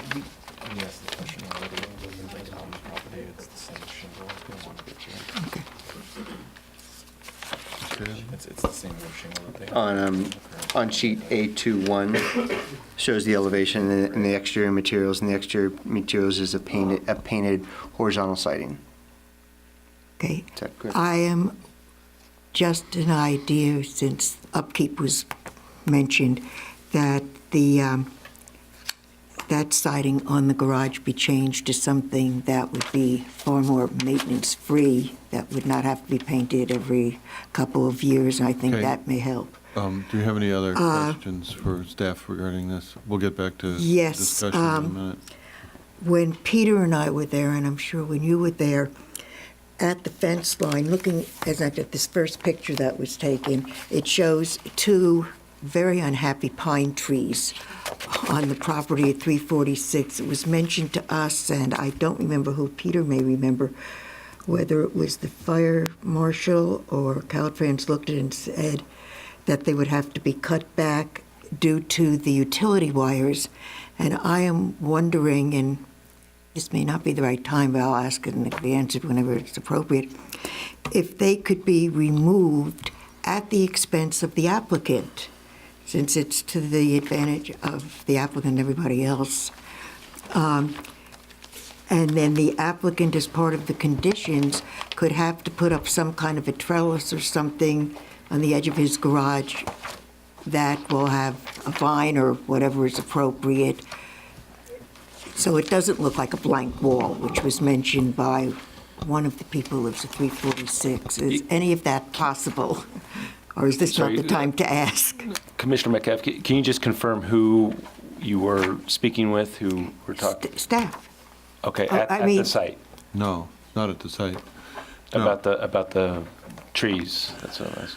No, it was... The applicant was talking to us about the trees when Peter and I were at the site, and explained to us we were looking at the fact that these pine trees did not look healthy, and there were branches intertwined into the utility wire, which we all know is very dangerous. And I don't remember who he said was out there, Peter May. So I will recall that, first off, we didn't have the staff report at our site visit, number one. Number Right, two that is was that the good. staff report is very clear in assessing those trees. It's from Kent Julin, and he says the two subject Monterey pines are in fair health, minor branch dieback, so it has pitch pine canker, and he proposes strapping them, armoring them to avoid inadvertent damage. However, we know that Monterey pines are not a desired tree, and that they are literally, the power pole, the power lines are woven through the tree. And I believe that there was a historical note that they ought to be removed from online commentary. So with that said, If I could Go ahead. provide some clarity, there has been discussions about a number of trees along the northern property line of the application. There are a number of trees that are very close to Corte Madera Avenue, and those are the ones that The residents of 360 Corte Madera Avenue and 346 have been discussing amongst themselves and also discussing with the town of Corte Madera of what to do with those trees. Public Works went out there and determined that the trees are on private property, and they're the responsibility of private property owners to take care of those trees. The Public Works Department is certainly concerned that those trees do not fall onto Corte Madera Avenue, but they have determined that these tree issues need to be resolved by the property owners. Further, Mr. Julin, and further down, if one walks down the northern property line, there are additional trees, and those are the trees, as you can see on site plan A1.0, that are to be removed, and in fact, some of them already have been removed.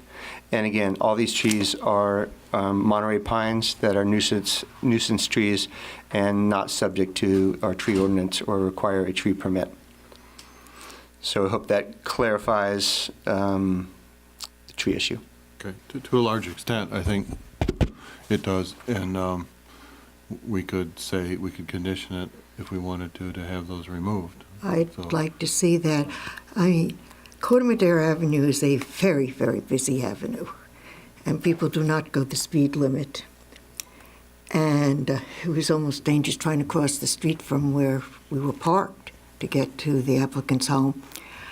And there are many trees along the street that are overlapping into the street in the easement, and I hope at some point the fire marshal could help do something with all these trees could be cut back along the street for the safety of people and for fire safety, because many have been overgrown, and I think we're all cognizant of fire safety at this point, but especially, I actually saw more bike riders than I did cars, but it was Saturday, so that can make a difference.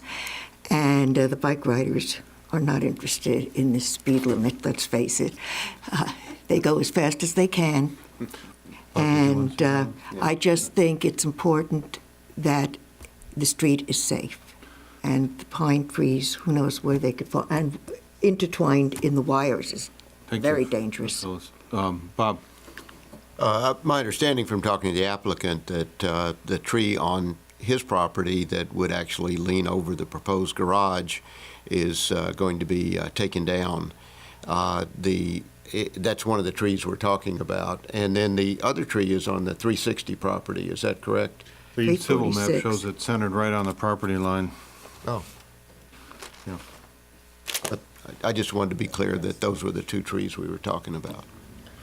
So, they could ask PG&E for preliminary pruning to reduce the cost of removing the tree. That would certainly get it out of the way. So, with that said, anything else, Bob, that you want to ask staff at this point, or bring to a question that we might ask the applicant or the neighbors if we bring them back up? Do you have anything else? Not at this time. Okay. Mr. Lee? Nothing for staff. Okay. But you have some questions or? No, I have my own statements. Okay. Statements. All right.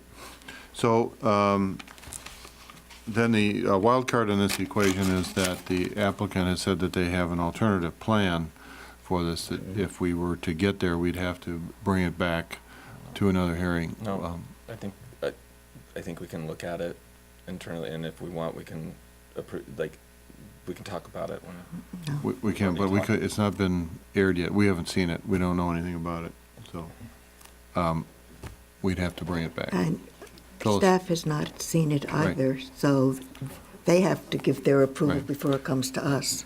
So that's a consideration. So with that said, we have extensive group of findings and some discussion about sightlines and so forth. So when we're talking about the findings that are a part of the resolution, I want to ask each of you on these, again, 8 conditions, if there's anything there that you find problematic in the 8 conditions as well as the special discussions.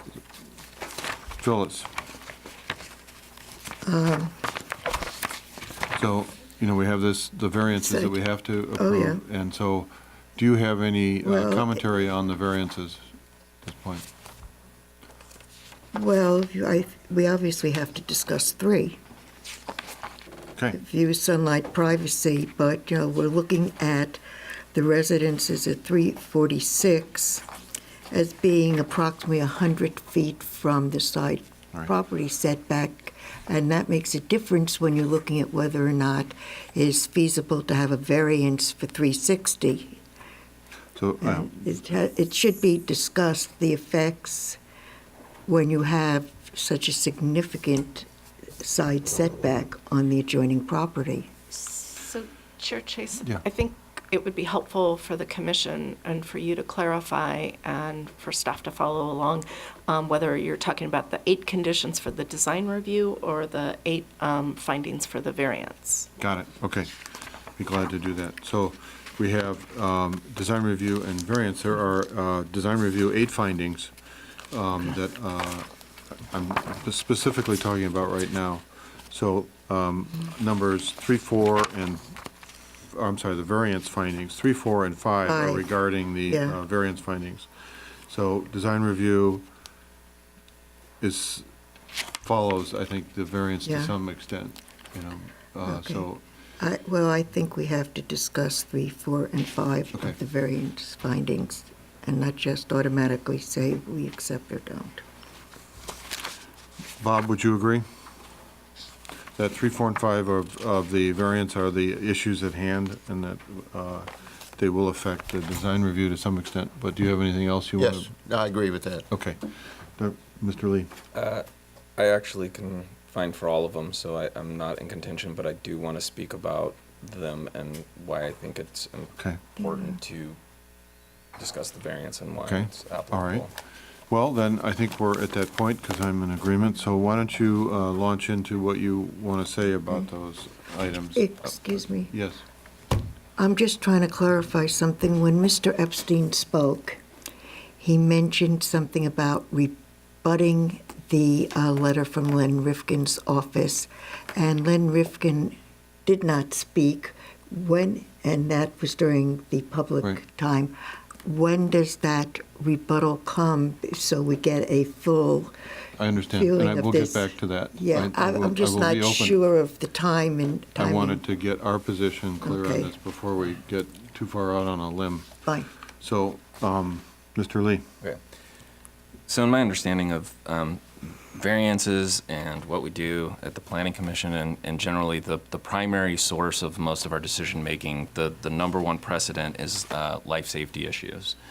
And I do feel that, Corte Madera Avenue is a very dangerous trafficked zone. And so any improvement to those properties to increase traffic safety is one of the primary design criteria in which I'm going to look at and understand what the variance is.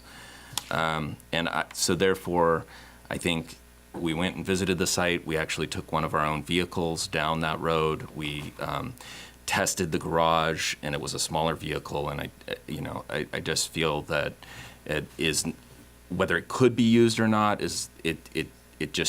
I don't think that it makes for a good property and layout zone. And therefore, I think that the new garage and the way that it's laid out creates a better safety environment for the community and the individual. So that I would like to grant them the variance on that. That being said, I do consider the neighbor, that's a large property. It's a very large lot, and, they'll have setbacks as well. We're not looking at any application from them or understand any kind of future use. In its current condition, the impacts are minimal. That's a much more dense lotted area around, and so there's a lot of other massings and adjacencies that are much closer that create less, more impactful experiences than the one that they would be subject to. I do like the idea, if it is a zero lot line, that they use a very durable material. So I do respect that decision. If ultimately they cannot, then I think we need to explore pulling it off a foot or two and allowing them also to do planting or what other solution we'd like to explore. But in that consideration, once again, I go back to life safety. And I think that another foot or two it just pushes them closer to the road. It just makes it more dangerous for them entering and accessing it. And I would prefer not to do that if there are other solutions.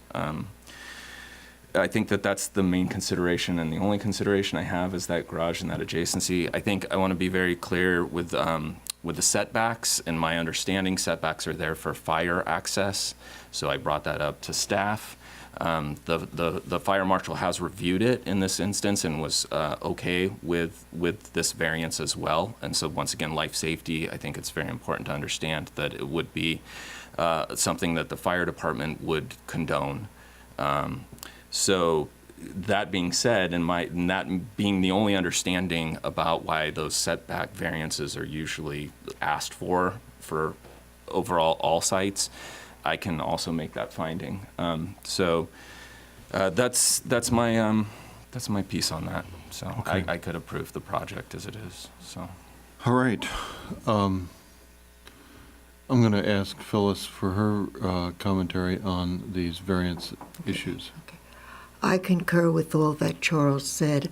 I usually wish to keep setbacks because of the close proximity of so many homes, considering the size of the lots in Corte Madera. But this time, there's approximately 100 feet, and I do not think the garage. I like where the garage is for safety, and I think that's the first thing we have to think of. I mean, I know I'm usually talking about aesthetics and design, but in this case, safety on what is a very dangerous street for drivers and cyclists. So I concur, and I can find the variance findings without a problem. All right, Dr. Bundy, your thoughts on these variance issues, please. Yeah, I would concur. I think the real problem with the existing garage is this is a substandard driveway and garage. From driving down there and trying to turn around and then measuring the width of the garage, which was only about 16 feet, this is not really a very usable garage and driveway, and I understand why, as David McPherson said, nobody that's really lived there has consistently or regularly used that garage. So I think to correct, what is really improper design, this is a good solution. I think the applicant may really want to think about pulling back a foot or so just for the fact that the fence is going to have to be repaired at some point, and possibly for maintenance and some plantings. Although it is 346 is a very nice wooded area. Unfortunately, most of it is Monterey pine, and this might be a good opportunity for some plantings of more appropriate trees that would ultimately screen out the garage from 346. I do not believe that this is going to significantly adversely impact the value or the use of 346. So I can make the findings. Okay. Thank you. Well, I'm not quite there myself yet, so I have a couple things, and I'm going to open it back up and ask Mr. Epstein if he'd like to respond to the Rifkin letter.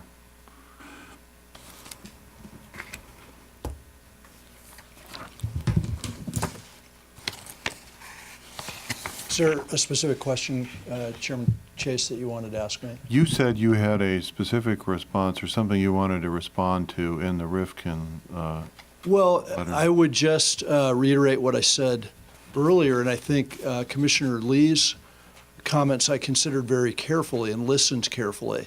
And I think everyone in the room, everyone in the community, first and foremost, the desires for public safety.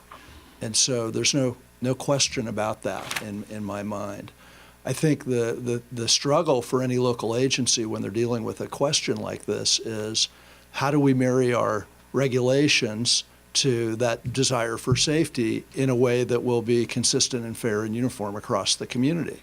And so maybe what should be happening in Corte Madera on a really busy road where I don't think people drive 15 or 25. Certainly, as someone said, cyclists don't. People race up and down that street. there should be a whole different set of rules about things like setbacks, front yard, side yard, and the rest of it. But that's not the condition that you have today with your municipal code. And, you have your deputy city attorney here who is someone who you might wish to have comment on the points that I've made. Respectfully to Commissioner Lee, when the suggestion's made that there's two different things going on here. Public safety is the big concern, and I get that, primary concern, but nowhere in the variance findings does it say anything about public safety, and nowhere in the government code. It's not to say that I can make the finding on special privilege because of safety. I hear what you're saying, but the law is inconsistent with that. So, and I get it. It's a problem for you. So, I think, should we relook at the municipal code, make changes? That should maybe be something that's proposed on Corte Madera Avenue. But you can park cars off the street. There's plenty of people that have garages that don't park their cars in the garage. You can drive down the driveway, not park in the garage if it's not a big enough garage. A lot of people have one-car garages. If this garage isn't that wide, you could park one car in the garage. But I go back to the fundamental issue, there's a garage. And so ask a municipal attorney. I've talked to municipal attorney friends of mine, and it's the same thing I said to Phil when I sat down and he showed me the plans. After about 10 seconds, I said, they already got a garage. So how do you make the finding? And so I respect Commissioner Lee's point, but you can't make the finding by asserting public safety, respectfully. That's the struggle here that I'm trying Thank to you very point out much. to you. I think I've given you plenty of time there to make your case. So, Phyllis? You say that the code should be uniform. That would be wonderful if it was like Washington, D.C., and all the lots were laid out equidistant from each other, equal sizes. The lots themselves are not uniform. You We're not- have to be able to have a variance Thank when you. needed. We won't dialogue here, so we can't. I don't have a question that'll sit. Okay. All right. Does anybody else have another comment after this? Otherwise, I'm going to close it. Would the applicant want to address anything that was said? No. Okay. Thank you. So I'm going to close it. And I'm going to talk to staff and say, it seems to me that when I look at the area map up there, I see a lot of, there's a Google map in this assembly of slides somewhere that shows a lot of properties close to lot lines, buildings close to lot lines. It's a condition of the neighborhood. I think it's a fairly common issue up there. There's many properties that have encroachments into side yards, front yards, all that up and down the hillside there. And it's hard to say that this is an exception up there, when you look at the area. So I don't know if you can speak to that at all. If not, that's just an observation. So, there are many unusual, difficult properties up on that hill. I would agree. There are many existing structures that encroach into the front yard setbacks. I don't have the number, and I imagine there are some that encroach in the side yard setbacks as well. And certainly Christmas Tree Hill is a whole nother animal. So what would be the approach here if we wanted to see the plan or approve a plan with a 2-foot move of the garage that's proposed? What would be the process? A 2-foot move of the garage off of the side property line. Yeah. Well, as indicated, apparently the applicant has a sketch with that layout. I don't know if it's the commission's purview to look at that sketch or not. Yeah, I mean, I think our recommendation would that if that was something that was being proposed, we'd want it to be resubmitted. Staff have a chance to look at it, be officially submitted as a revised application or potential alternate piece of the application, and then we would allow everybody to sort of view it and comment on it. Okay. And for clarification, even if it's moved a foot or two, it's still going to require the variance, so staff would need to go through that and analyze the findings for the variance in that, even in that. So we would concur that it should be continued, and then applicant can bring that back as both the proposed project as well as an alternate. So then, when we deal with these properties that are zero clearance, what's needed is either an easement for maintenance to the adjoining property, or the building has a in perpetuity finish on the outside of it, right?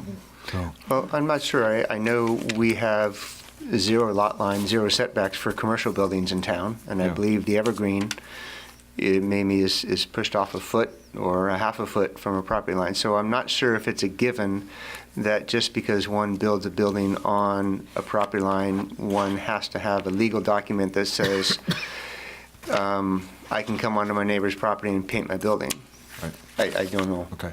But, you know, that exists. But if the good neighbor doesn't allow them to, they have to look at it, so.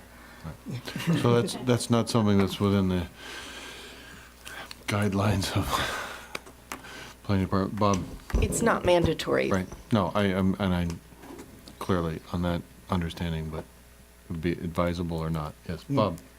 My suggestion was to approve the project as presented to us tonight, making the findings for the variances and design review, and if the applicant wishes to discuss pulling it back a foot or 2 foot with staff, leave that for the staff's approval. That's, Phyllis? I would rather continue this since there is an alternate plan and they can come back, just think of what's being added on to the next meeting, come back on the 12th of March with this original plan and show this new sketch they're talking about as an alternate that has been examined by staff and approved, you know, to Okay. come forward to us. So I'll just take a quick straw vote here. You're saying that, is that, but we would have to look at it. You feel Yes, that way? I think we should Bob, look at How do you feel it. about that? Again, I would propose approving it as is, giving the applicant the opportunity to pull it back a foot or 2 and bring it to the staff for the staff's approval, with the understanding that we're also okay with that. Mr. Lee? My understanding, the 1 or 2 feet would actually make it worse for life safety, and I can make the findings for how it is, so ultimately, having them come back the other way, I could also make the findings, so either way, it's, to me, I'm gonna approve it. So, you know, personally, I'd rather vote tonight, and my vote's gonna be to approve it. If otherwise, if Peter and Phyllis cannot, then we'll have to defer it, so it's.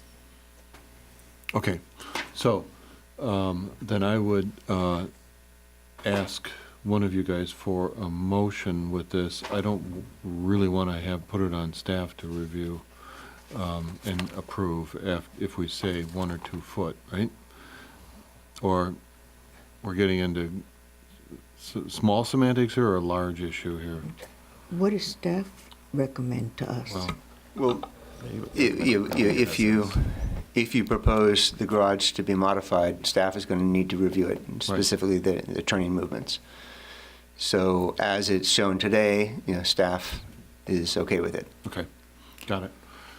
When staff approves it, do they think it should come back to us or not? That's what I'd like clarified. It would, it's got to go What through does the Public attorney Works. say? It's got to, If we approve it, they're just gonna go Is forward with it. sorry, the question is if there was a change? If they give an alternate which staff approves, and whatever departments have to approve, you know, Public Works, whatever, should it be up to, should that review be the end result, or should it come back to the Planning Commission for its approval? Because listening to our attorney, I thought you were saying it should come back to us. Yes, I agree. That would be my recommendation. I'm not recommending, as I mentioned before, if there is a desire to have the change or see a proposal that is pulled off of that property line, then I recommend that before you take a vote on the project, you see it again. Otherwise, I recommend not considering that approach and going Okay. forward. I mean, the other alternative is to approve it as is and not go forward with an alternative. Right. Okay. So let's, we have then the potential of two motions before us. One is to approve as is, and one is to approve, or to ask for a continuance of Right, that right. submitted plan. We don't have any motions, you just have concepts, so you're And- entertaining that. Right. Right. So that's what we would need right now, is one for approval as is, or one for a continuance. But if it's approved as is, that's finality, and there will not be an alternative examined by the staff. That's what I would like. Okay, so do you want to make a motion, or Dr. Bundy? Dr. Bundy's always better. In matter of design review and variance application PL 2018-0079 for a residential addition and remodel of an existing two-story dwelling at 360 Corte Madera Avenue. This is resolution number 19-012. I move to approve. As submitted. I second. Second? Okay. And you have reviewed, I'm being asked to make sure that the commission is clarifying that they've reviewed all the findings and can make all the findings associated with both the design review application and the variance application as part of your Would you make the motion. vote of the motion? As stated, I can make all the findings. I've reviewed all the findings for this resolution. And I second that. Okay. Okay, so that's the motion. I'll call for a vote. Commissioner Bundy? Aye. Commissioner Lee? Aye. Vice Chair Metcalf? Aye. And Chairman Chase? Aye. All right. Thank you. Do you want to read the appeal Yes, statement? All decisions by the Planning Commission may be appealed at a public hearing. All decisions can be appealed to the town council. Sorry about that. Within 10 calendar days, appeal forms are available at the planning department. There's a $300 filing fee. Thank you. All right, thank you. We're going to take a 7-minute break. We're going to return here at 9:25. Okay, we're going to come back online here.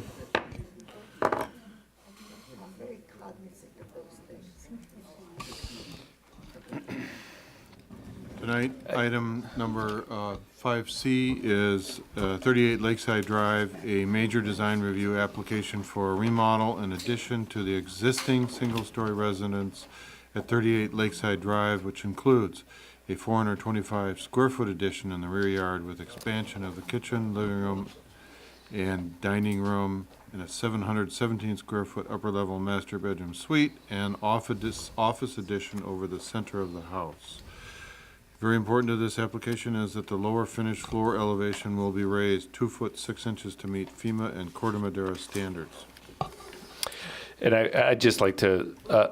I'd like to take a moment to say I'm within 400 feet of the applicant, and therefore I need to recuse myself and step off from the dais. So, thank you, everyone. Have a good night. Thank you, Charles. I'd just like to remind the commission that around the rules and procedures related to the meetings, so that obviously this agenda item was started before 9:30, so that's fine. But just starting at 10 o'clock. At 10, we have 10 to take o'clock, a vote. majority vote is required to extend the meeting for a half-hour period beyond 10, and a unanimous vote is required to extend the meeting for an additional half hour starting at 10:30, and that we have a hard stop at 11 p.m. Got it. Thank you. So everyone in the audience is also aware of that. Thank you. Mr. Boyle, this is your presentation. Yes, good evening again, number 3. I do want to point out first that there are additional comments that were received regarding this project for 38 Lakeside Drive at your place, and they're also in the back for the public to view. I also did want to point out that the Color and Materials Board was requested by staff to the applicant, and it was staff's understanding that the applicant was going to provide the actual Color and Materials Board to this hearing, and they are unable to do that. What they do have is the paper version, as you see there, I apologize that didn't happen, but it was my understanding that they were going to meet that request. So I do want to We'll have to ask put the that forward. applicant when they get up there as to why we don't have it, and that it's, we're not inclined to approve without that materials board. But we'll see what the story is.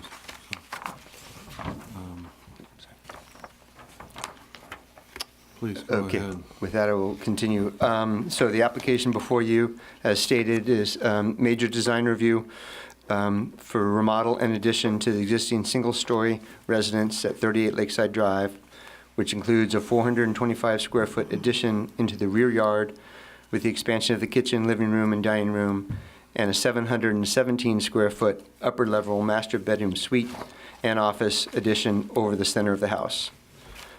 And as mentioned, also the lower finished floor will be elevated to meet FEMA requirements, approximately 2.5 feet in height.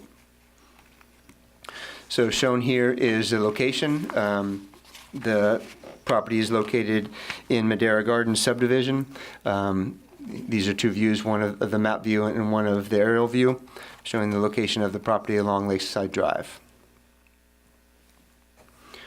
An overview of the project again is an existing one-level home, just under 1,700 square feet, also including the garage. And the proposal is to add a second story as well as add on to the first level and result in a 2,831 square foot building. The existing height is 16 feet, and the proposed height is a significant increase up to 28 feet 7 inches. The code allows a total of 30 feet in height. The project will meet all required setbacks as required in the R1 district. In terms of floor area ratio, the existing floor area ratio is 23%. The maximum that is allowed is 40%, and they're proposing 39%, so just under the FAR. The existing lot coverage is 28%. It's proposed to be 35%, and the maximum that is allowed, again, is 40%. An overview of the proposed and existing kind of basic site plan. Again, these are all sheets that are in your packet. Just starting out with a kind of the overview of the site plan, because it's quite a complex site plan. The next one you'll see. This basically shows that as compared to the image on the right, the back area is being filled in with the addition of a kitchen, dining room, and living area. That great room is going to be filled out on the first level, as well as the rear deck will be added. And again, of course, the entire structure is being raised up. So that's the overall sort of basic site plan modifications in terms of the footprint. And then looking into much more detail, this shows you what's happening with the other parts of the building and the site itself. Image on the left showing the new front porch and gazebo or trellis that's above it, leading up to the front door. The new roof line that will take place with the addition of the second floor, and then again the large deck area in the back. And again, this also shows the added area to the first floor elevation. This is a more detail of the floor plan itself of the first level. Again, the great room is being extended out in the back left. Stairway is being proposed near the entryway. There will be a large kind of entry element that will allow light to come into the large entry area, as well as feed back into the great room of the structure. Garage itself stays relatively the same in terms of floor plan. And then the two existing bedrooms on the right remain relatively the same with the 3 bedrooms on the right convert into 2 bedrooms with a single bath in between. On the proposed second floor, again, the intention is, and the design is to center this as much as possible, pulling it away from both the left and the side existing walls. And the second level will have a master suite, which is in the center there, and then an office on the front left. The existing front elevation shown on the bottom right and the proposed on the upper left. Again, the large entry element in the front utilizing glass and clear story windows to bring light into that main area. And that's the 28-foot plus element there. And the garage itself goes from a slanted roof to a flat roof. But the slanted pitched roof remains on the right side to keep the same, overall trying to keep some of the overall character of the existing structure.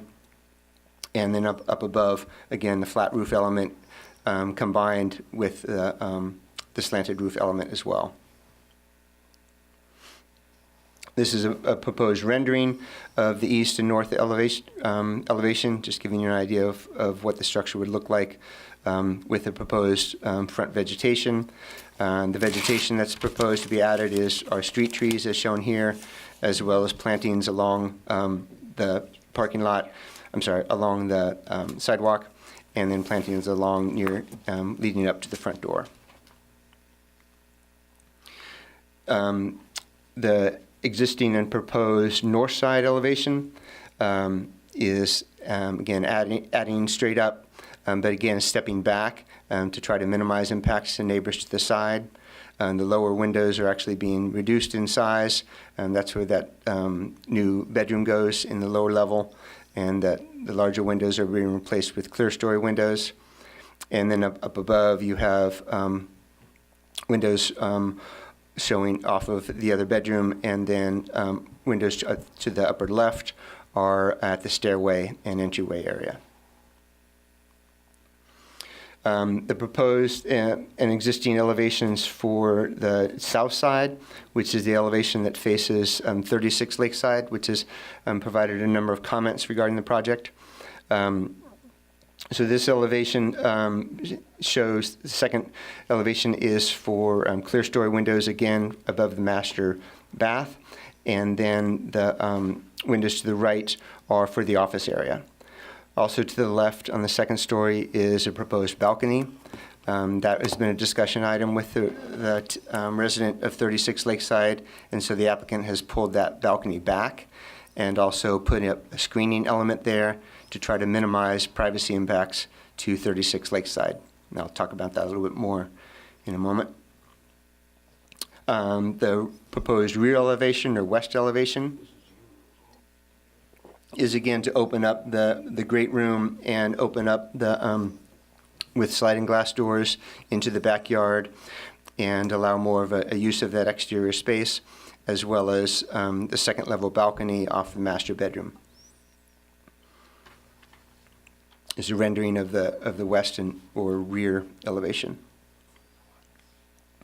This is showing the proposed sections. I just wanted to give the commission an idea of the ceiling heights and the various different elements, and the architect can certainly explain the various uses of the clear story windows and their choices of the height of the building.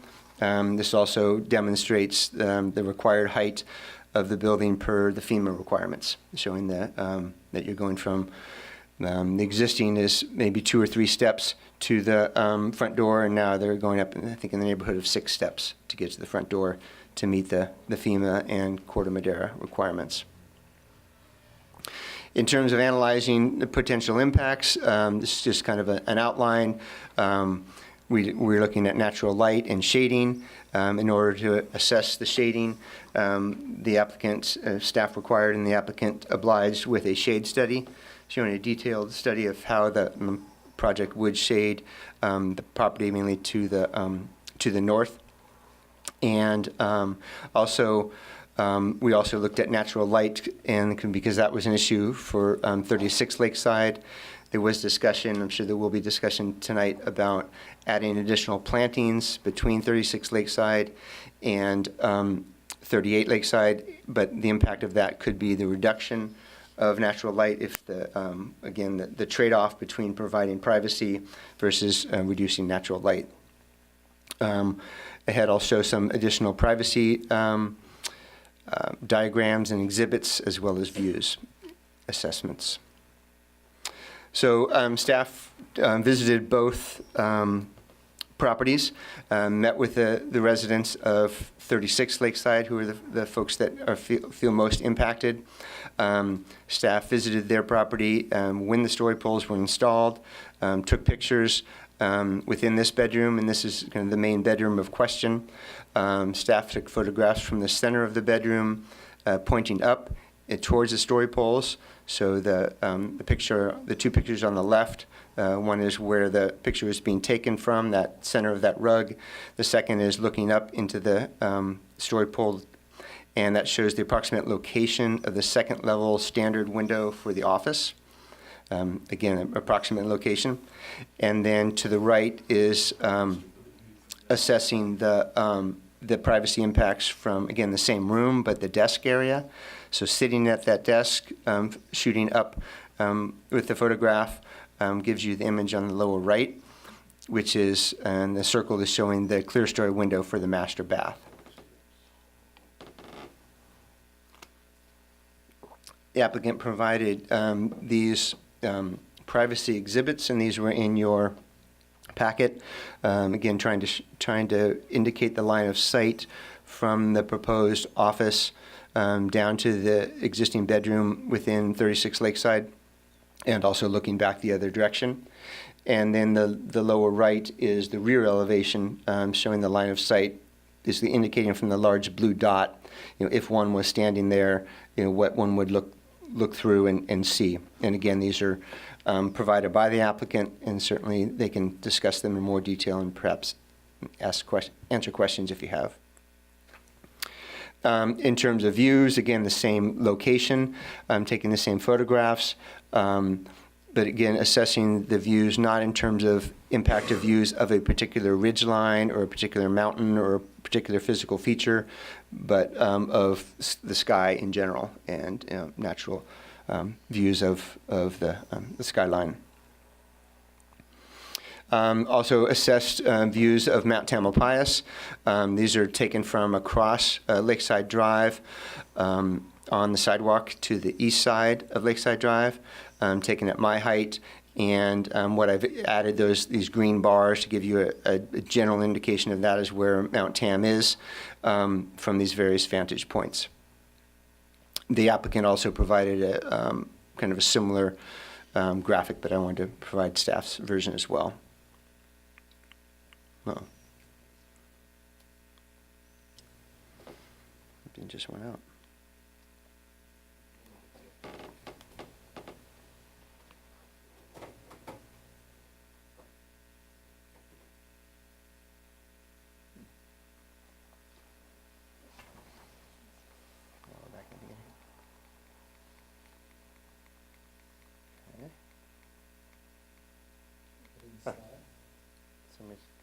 Well, that is basically the conclusion of my report, except for I did have the, as normally, I have the attached design review findings that the commission needs to make. But I did want to talk again a little bit more about the discussions and the dialogue that staff has had with 36 Lakeside as well as 38 Lakeside. Adam and I met with the residents of 36 Lakeside and discussed their issues and their concerns. Following that, like I showed, I visited their home and reviewed the story poles and discussed the issues with them. Following that, both parties, both the two residents from 36 and the two residents from 38, Adam and myself, all met together. We reviewed the plans. We talked about different options, and we discussed different solutions. At that point is when the applicants came up with the decision to reduce the size of the second level balcony, to add the screening to the right side of the balcony in this case, and also to add screening to the backyard. And that's outlined in the staff report, where there are 4 additional evergreen trees are proposed by the applicant to minimize any privacy impacts that may result from one standing on that second level balcony there and looking down and to the left into the backyard of 36 Lakeside. So apologize, I don't know why that last slide didn't come out, but staff is able to make the findings and for the design review application and recommends approval at this moment. Thank you. Thank you, Phil. Would you back up to the, I guess that elevation right there? Mm-hmm. So, number one, we all visited the site. Yes. And we're in the house. I went twice. You went with me once. And we also visited the neighbor's site. Correct. Okay, we went inside and saw those same views that you have documented in your staff report. And when I was there talking to both the applicant and the neighbor, I asked about the possibility of obscuring those lower windows of the four office windows right there. There's no indication on these drawings of what is operable on these windows, but they would be construed as obscured, non-operable windows, in my view. But that was discussed with both parties at the time we were there. In the note we received from the applicant afterwards, they said they liked the idea. They thought that would work, so they put in writing Right. that it's something they can work with. Okay. So that's that piece of that, just to put on the table. Do you guys have any questions for Mr. Boyle at this point, or staff? Phil, can you confirm that that office window is a non-operable window, or just the top portions are operable? Or shall we hold that for the architect? We can make it that, we can make it so. Yeah. Let me confirm on the floor plan, if it's stated. It's not in there because. So the floor plan A 2.2 does not indicate whether the window is operable or not operable. Or fog. I'm sure the architect can address that question. We would. Okay. And the other issue that had been brought up was is the 60-inch privacy screen adequate? Should that be higher? From the standpoint of sight lines and privacy. That would be the direction of the commission, the decision of the commission, whether 60 inches is adequate, 5 feet. Again, I think that's why the applicant provided that, that sight line. Mm-hmm. If one is looking over at 5 feet, they're trying to indicate where, where their line of sight would be. It certainly could be raised if that's the wish of the commission. We can determine that based on their drawing. Mm-hmm. Yeah, okay. And from the standpoint of sight lines of somebody standing in the bathroom or in the office, the height of the upper window, or the clear story windows in the bathroom that are obscure, I'm sure, and the ones on the office, somebody standing behind those, would they have a sight line to the bedroom window? In other words, what is the break line of those? What's the sill elevation of those clear story windows? My assessment would, and we can ask the architect, that it's probably over 6 foot. So. The sill plate of the clear story window in the master bedroom is shown on the plans to be 6 feet. Okay. So they would. And the sill plate of the sill line for the office windows on the south elevation is 3 feet 1 inch. That's the lower one, but the 3-1. clear story window would match Is it above that. 6? So the bottom sill of the upper clear story window in the office would be 6 foot also, because it's the same elevation. Okay. Anything else? Well, the other question is the 4 trees that are proposed to be planted along the fence line for privacy is to screen the view into the backyard and the office? My understanding is from the back second level balcony looking southwest into the backyard of 36 Lakeside. So that's the intention of those trees in the back left of the lot, and that's shown on the landscape plan L1. Yeah. The lower deck and the upper deck would certainly be screened from those trees. Okay. All right, thank you. All right, who's going to start the presentation for the applicant?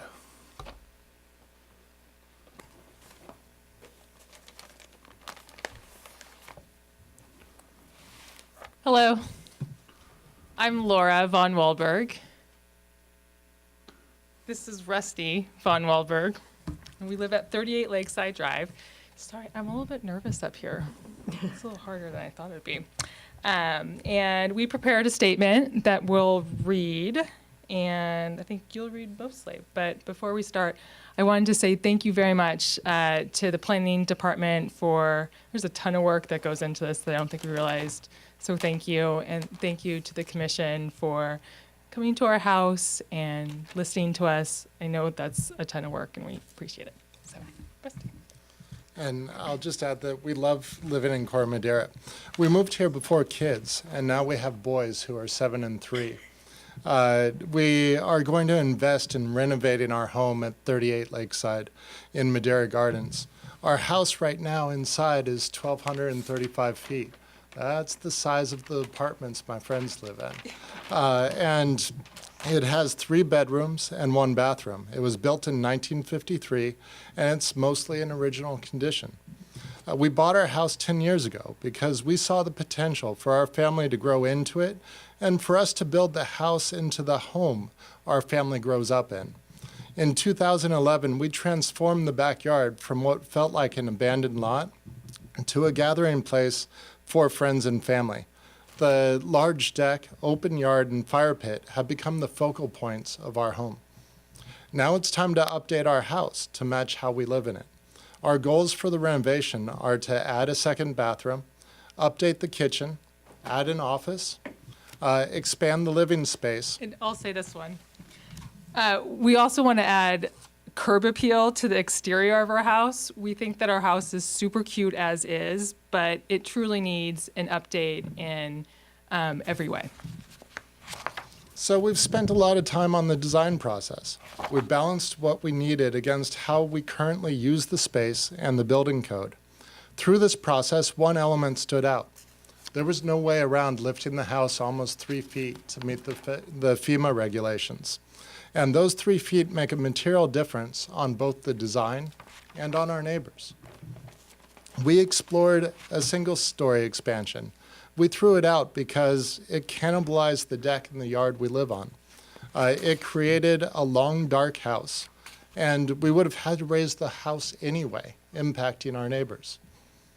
We selected a 2-story, flat-roof design because it allowed us to preserve the majority of our yard, effectively brought the deck we live on inside, and minimized the impact of the 3-foot FEMA by stacking the structure away from the edges of our property. Our design fits with the neighborhood. Over 10% of the houses in Madera Gardens are 2-story homes. There's a map in the findings that we made by walking around the neighborhood, and it reveals that there are existing 2-story homes on nearly every block, including ours. It also shows a pattern of second stories that begins in Larkspur, where house prices are highest, and is moving toward the freeway as prices continue to climb and people seek to get more from their homes. We've worked really hard to be open, transparent, and listen during our planning and design process. We've received a lot of neighbor support for the project, including from neighbors to the front and back at 37 Lakeside and 49 Mohawk. We've heard concerns, and we've tried to address them through good design, adequate landscaping, and reasonable privacy solutions. On the issue of backyard privacy, we've reduced the size of the deck outside our master by 125 feet, added a privacy screen to the south, and added 5 24-inch evergreen trees to the landscape design, 4 to the south and 1 to the north. To the south, we're replacing mature deciduous trees with evergreens. We also agreed to move a playhouse from the south fence when construction begins. The 3 feet of FEMA lift impacts the amount of natural light entering the windows on the north wall of 36 Lakeside. We looked for alternatives to raising our house during this renovation, but there are no viable alternatives. We chose a flat roof design to minimize the impact of raising the house. We've chosen to keep the ceilings on the first floor at 8 feet rather than to make them 9 feet, as is prevalent in buildings around the area. And the office window. The south window of the office proposed above our garage is visible from the bedroom of 36 Lakeside. However, the sight line from the office to the bedroom is limited to a corner near the ceiling, as illustrated in the sketches we shared. To further reduce what is arguably a reasonable risk, we've proposed adding a hedge along the fence between our houses. And that's also where that's where the fogged window would come in. I'm going to speak briefly to neighborhood feedback. At last count, I think I had 17 of our very kind neighbors write a letter of support for our project. That represents a neighbor on every block of Madera Gardens, or almost every block of Madera Gardens. I think I'm missing one in a small court. We've also received some neighbor feedback opposing our project.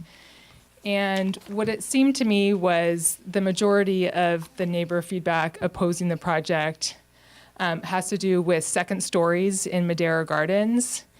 There are 47 second-story homes or two-story houses in Madera Gardens. And as we learned in designing our house, the code allows for second-story homes in Madera Gardens. So it seems to some degree this issue has been decided. What hasn't been decided and what we hope to focus on are really important things about a major design, and that is it a good design? Is there an adequate landscaping plan? Are privacy and view issues being addressed and are reasonable solutions being found? Another thing that applies to us is the FEMA lift. And when you lift a house surrounded by houses that aren't lifted, you have to make sure that's done well, and it has to there are extra things that you need to do for the house being lifted to make it fit in with the neighborhood. So we were trying to focus on those issues and with our neighbor feedback, highlight that those are the issues that are most important to speak about. So I think I'll just close this out by saying it's time for Madera Gardens to evolve. By focusing on the right issues and the issues facing our community with FEMA, with getting more out of our homes. And Kenneth's going to add to the process. This is Kenneth, our architect.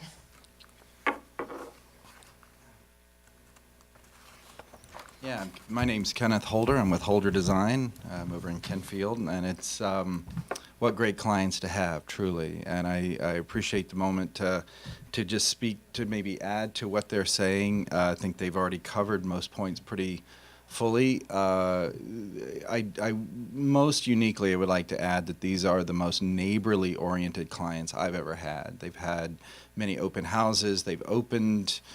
Well, transparent was the word, and I'd like for them to really be recognized for that. They've basically tried to integrate anybody's feedback that was feasible. Now, the thing that we were up against is raising the house 3 feet and putting any second story would create photos like we saw. And I think that's important that the story poles represented a roof line that was only an 8-foot plate height. That's about as low as you can feasibly put a second story. And those walls were set back, I believe, I don't have it in my notes, I think they were 15'6" back from the property line. Those are significant numbers in my opinion. That took a real effort to even create a feasible second story. So backing up, I just wanted to just talk about the level that we went to. And I apologize that I misunderstood about the material board, the actual physical sample. And I apologize, I didn't take that lightly, but I will say we were making Neighbor requested changes up until 2 days ago. So that has been our focus. I completely missed the point that a printed copy may not be sufficient, but I also didn't think that our palette was particularly controversial. And these are existing Benjamin Moore colors we're using. These are finishes that are used pretty prevalently in the area. These are updated. It's an updated palette. I don't think there's anything too questionable about it.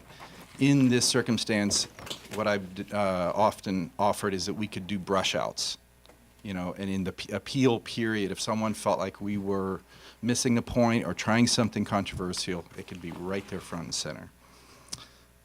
So the focus on design, I think, is really the point to come back to is, yes, there are second stories, and I feel like, quantitatively and qualitatively, this design represents a model for how that could be done. We've stepped back the second story as aggressively into the property as we could and still make the second story work. The front elevation is bold, and it's also social. We put a lot of glass and a lot of attention to acknowledge the street, to encourage neighbor interaction. There's a lot more glass facing the street than you might. Rather than hiding behind, closed off walls, this house is intended to reach out to and acknowledge the sidewalk. I think those are important comments, and I think that they reflect Laura and Rusty's values. The other value to speak to, I think it was brought up about the clear stories. Rusty's, one of his really significant points was about natural ventilation, taking advantage of the cooling effect in the evening. So one of the early program decisions was to figure out how to integrate a true clear story to create that chimney effect that draws in cool air in the evening. And so that actually became an aesthetic decision. That was something that we wanted to sort of put that forward as a value, to say that the clear stories and the focus on daylight was a really strong organizing element. So if there were any questions about windows, I could address that later in the question period, but I would say I'm sure that the Von Waldbergs would be open to suggestions or open to determinations that certain windows should be glazed or should be translucent or fixed. But it really, we'd like to make sure that we look at the project as a whole, that the screening element, I usually do a 60-inch screening element because there's no way to stand over and look down into a neighbor's yard. I usually don't pick a 6-foot to be towering over your head, but something that just prevents, you could see straight out, basically, but you can't look down into a neighbor's window. Hold your thought. Okay. Thank you. We shall vote to continue. I move that we vote, to continue the meeting until 10:30. Second. Okay. Commissioner Bundy? Aye. Vice Chair Metcalf? Aye. Chairman Chase? Aye. Okay. Now, please go ahead. Okay, well, that was basically a good stopping point for me. I think that the points are made, and I really hope that the project can be seen as a whole and also recognize the intense amount of effort we made to accommodate the neighbors' wishes. Among other things, Phil may have to change the battery there because it's fading into.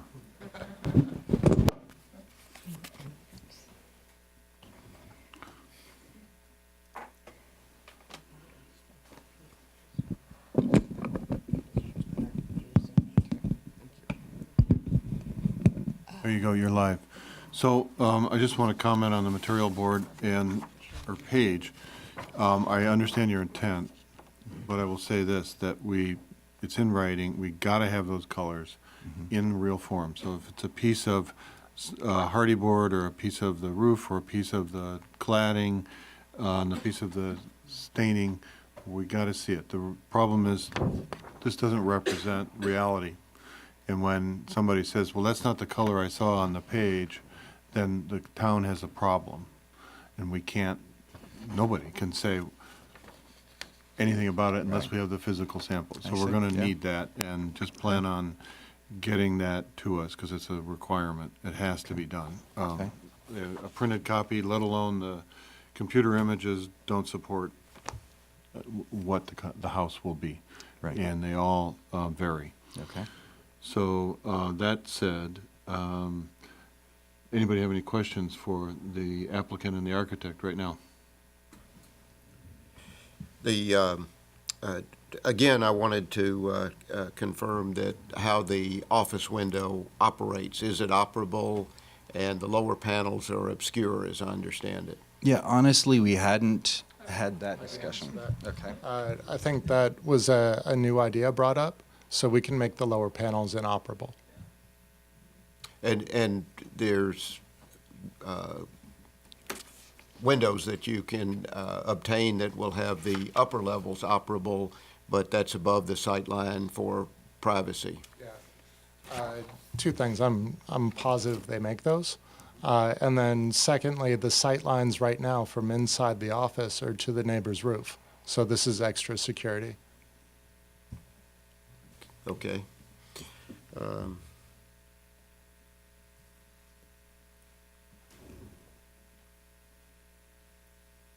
Anything else, Bob? Or do you want? Well, just, I guess going back to the privacy screen, just because there was a lot of concern from the neighbor that, could that reasonably be a little bit higher for their assurance? Phil, can you flip back to that page? The sketch with the view, the blue lines? There. Do you mean fogging the clear story windows too? No, it would just be the lower. The bottom part. The lower one here is, I sketched this up using just snapshots of the architectural drawings. So the blue circle represents my head. And you can see that the corner of the roof above the kitchen actually limits the sight from on the balcony to the roof of our neighbors. It's that blue line here. Because if you're looking back at our neighbor's window, not directly. This is the vertical view. Yeah. So this is limited by the corner of the roof line right there. So even if the lattice is lower or higher, it's the corner here that blocks the view. Well, I think some of the consideration was privacy in the backyard at your neighbors from the balcony. That's correct. Oh. That's correct. And if we put in trees along that north fence line, so we replaced the deciduous Japanese maple. We're thinking of evergreen olive trees, and we're putting 4 of them in. So lots of greenery around that fence to protect privacy. Okay. Are you concerned that the 60-inch, what's the screen? Yeah, no, what's it called though? Privacy screen. The privacy screen, the 60-inch isn't high enough? Because that's certainly been a concern that's voiced from your neighbor. I think, yeah, but I think that we could make it higher easily. I mean, it's going to be. Well, the issue is that even at 60 inches, it's clear that the view into their yard is possible. They may not see the windows of the side of the house, but you could see into their yard, and that's part of the problem. So that if it got to be 72 inches instead of 60 inches, you couldn't possibly see over that into their yard. Let's make it 72 inches. We can totally, Okay. yeah, we can totally put it up. All right. Yeah. Yeah, I'm sorry. The other thought is that I think the olive trees are a nice choice, but it may take a while for them to get big enough to adequately screen. So we're super open to different kinds of trees. I picked it because I think that Anna had told me that she didn't want trees planted because it could affect her light. So an olive tree has silver leaves, and I thought it would create like a lightning effect because the light reflects off the silver. But any kind of, we're open to any suggestions on trees. Yeah. The other suggestion that was made was to plant them right when construction begins, so they have a chance to grow for the duration of construction. Yeah, I think if you work with your neighbors on the choice of the tree, I think that's good. A solution sometimes is a fast-growing hedge that you could agree to trim at a certain height that would block that view. And then, then it wouldn't be, you'd have a blockage in 2 or 3 years at max. And you could say, okay, given that sightline projection, it would need to be 12 foot, 14 foot, whatever that might be. And I don't know, but that could be part of it. Okay, anything else, Dr. Bundy? All right, Phyllis, any questions for the applicant or the architect? Not at this time. Okay. In the interest of time, would you hand me the mouse and take it back to the building sections? And the reason I want to have the mouse is because I can use it as a pointer, right? Okay, so Phil, will this scroll? Oh, there, hey, look at that. I can do both. Very cool. Okay. So being that I know the applicant may or may not get up and speak to having the idea of flipping this over to this side, Do you want us to speak to that? and I'll let you speak to it in just a moment. First off, just answer yes or no. Did you guys consider that? Yeah. Okay. Absolutely. So that's important to know. And if you did, what would this roof be the roof that would come over to this side if you were to do something like that? Totally hypothetical, but. So, dude, I really like answering the questions. Okay. So I'll start with your last question. Would we have like the triangle style roof instead of the flat roof on the garage? Correct. No, because I have a pet peeve about houses that are lifted where the garage looks funny. And I think that the flat roof is a really common design. And I think the flat roof on the garage makes it look like it's supposed to be like that and not that it's a lifted house. So The other point to make there is that as you lift that eave, it comes to pretty much exactly the corner of the square garage. Thank you. As you lift the eave, it comes to the corner of the square garage. That's about a 3-foot difference. This is where FEMA comes into play. Just to tell you that I did do that examination myself and came to that conclusion that if you did put this eave over here because of the FEMA raise, you would be at this point, regardless with a wall or eave or anything if you flipped it. So that would be a point that's kind of a given regardless. So, okay. I think the other point that's really important about flipping it is the garage is wider than the bedroom side of the house. So as it stands here, we're about 15 feet from the property line on both sides. If we were to flip this, we'd be a lot closer to the property line on the south side. Peter, may I? Just a second. Did you want to have?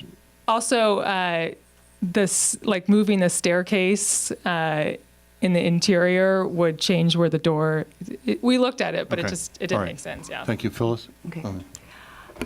I was going to make the same point. I was waiting until after the neighbor had given his presentation because he's the one who had mentioned it to us. I think something that has to be noticed is the fact that the front door is not centered. I mean, when you see pictures at an angle like this, the drawings like this, it appears that it is. But it's not. When you look straight forward, you can see how much closer it would actually go to the edge of whatever the downstairs room is on the right, and there is no setback on the second story at all. Any question to them about anything regarding this? No. No, they've addressed Okay. the privacy screen in the windows, All right. which were the two. So thank you. Anything else you want to add? Because I'm going to ask for public comment now. No, thank you. All right, thank you. All right, that said, I don't know if anybody in the public has any material that it needs to be on the screen. If they would have given it to Mr. Boyle, I hope.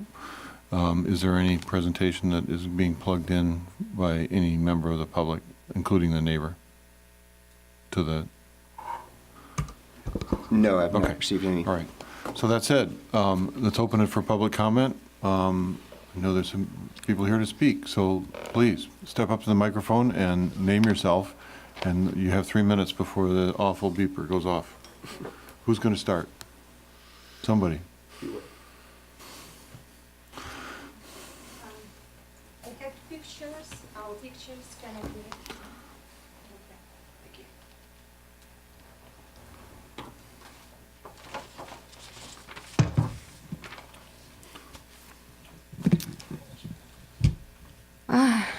Good evening. My name is Anna. Dear commissioners, I live with my family in our house on 36 Lakeside Drive for 15 years.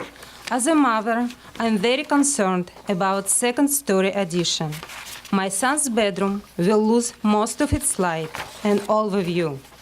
This is the room where he's studying, reading, and doing his homework, so he spends most of his time in there. My kid's bedroom will become a concrete cell with very little light and no view. This is a health hazard, and it will make his bedroom uninhabitable. My son will not be able to read books on his bed like he used to because of a lack of light and visibility from the neighbors' windows. Because, as you noticed, we are very tall and can even see the very above. Even with clerestory windows, my son will be visible when we open them. The sketches and drawings are not accurate, and our photos just prove it. In addition, the roof overhang, which is not shown by poles, will block more light and view. Being in a dark room and seeing nothing from a large window but the walls is too depressing and will have negative impact on my child's mental health. He is already very upset about it. This is a primary view for my kid. The recently proposed 60 inches privacy screen or even higher will block more light and view from his bedroom. There is no space to plant anything between our houses, as the houses are only 9 feet apart, and roots will damage the foundation. The already dark room becomes even darker. At our last meeting with applicants, Laura said, quote, "You don't need a view in this bedroom," end of quote. Regarding our privacy and light, her husband, Rusty, said, quote, "Just pick one, you cannot have both," end of quote.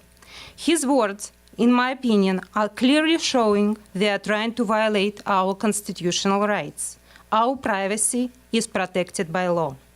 They have large lot, and first floor addition can be easily built within all town of Corte Madera requirements, and 60% of the lot will be left for them to enjoy. Owners confirmed, yes, it can be built, and there is no technical difficulties to do it. I believe no project should be allowed to proceed at the expense of neighbors' health and vision, especially child's health. Other options are available, so my kid would not end up in like prison, dangerous for his health environment.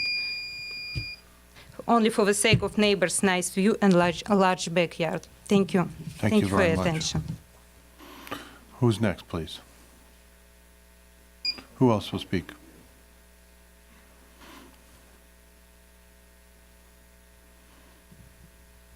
Hi there, I'm David Trollman. You've met me all a year or so ago when I was fighting this very thing, an addition right catty corner to where we live. Since that time, we no longer eat in our patio. We keep our drapes drawn 16 hours a day. We lose an hour of direct sun. And it's been nothing but a heavy loss for us at 27 Lakeside. This property, I can see from my front window, the storyboards quite clearly, we're concerned not only because of its proximity, but because we're residents of Madera Gardens. And I might add, I dispute the characterization that we're a neighborhood of two-story homes. We're not. There may be 200 homes in the heart of Madera Gardens, something like that, bordered by the slough and the lagoon and the city and the town center and the major thoroughfare, Tamalpais. there are perhaps 5 two-story buildings in there. So we're talking about maybe less than 5% of the total buildings are 2 stories. It's a neighborhood of 1-story homes. And the residents, as the poll that I took last year show, are overwhelmingly opposed to a 2nd-story additions. It's not an appropriate thing for our neighborhood, and we don't want it. So it takes privacy, takes sunlight, takes view, and takes the character of the neighborhood away from us. So please do not approve this simply because we don't want 2nd-story additions in Corte Madera Gardens. Thank you. Thank you very much. Next, please. My name is German Pinhas, and I live in Madera Gardens on Mohawk Street. And I also concur and encourage, I say no to this massive and monstrous construction. I live in a single-level home, and basically, Corte Madera plan encourages single-story design in all residential districts. Our ordinance requires to ensure new existing residential developments to be compatible with existing neighborhood character and structures, and this definitely is by no means anything near stands by it that looks the same. The proposed design is absolutely not compatible in the neighborhood character. Very few 2-story houses were built in this neighborhood, and those few are not so large and outrageous. The proposed plans are unprecedented for Madera Gardens. While I agree that expansion projects are needed, but these should stay on the level lots, on the single level, and should not be adversely impacting especially close neighbors and the neighborhood. The project design architecture does not meet the feel and look of the adjacent houses. I encourage the Planning Commission to say no, and unless they can finance the whole neighborhood to go 2 stories, then I encourage for it to stay single level. Thank you. Thank you very much.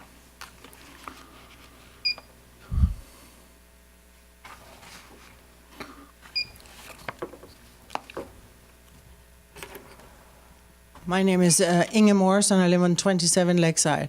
And as my friend David just said, we have been very negatively impacted by the addition on 22 Seminole, which is kitty corner from us on the backside.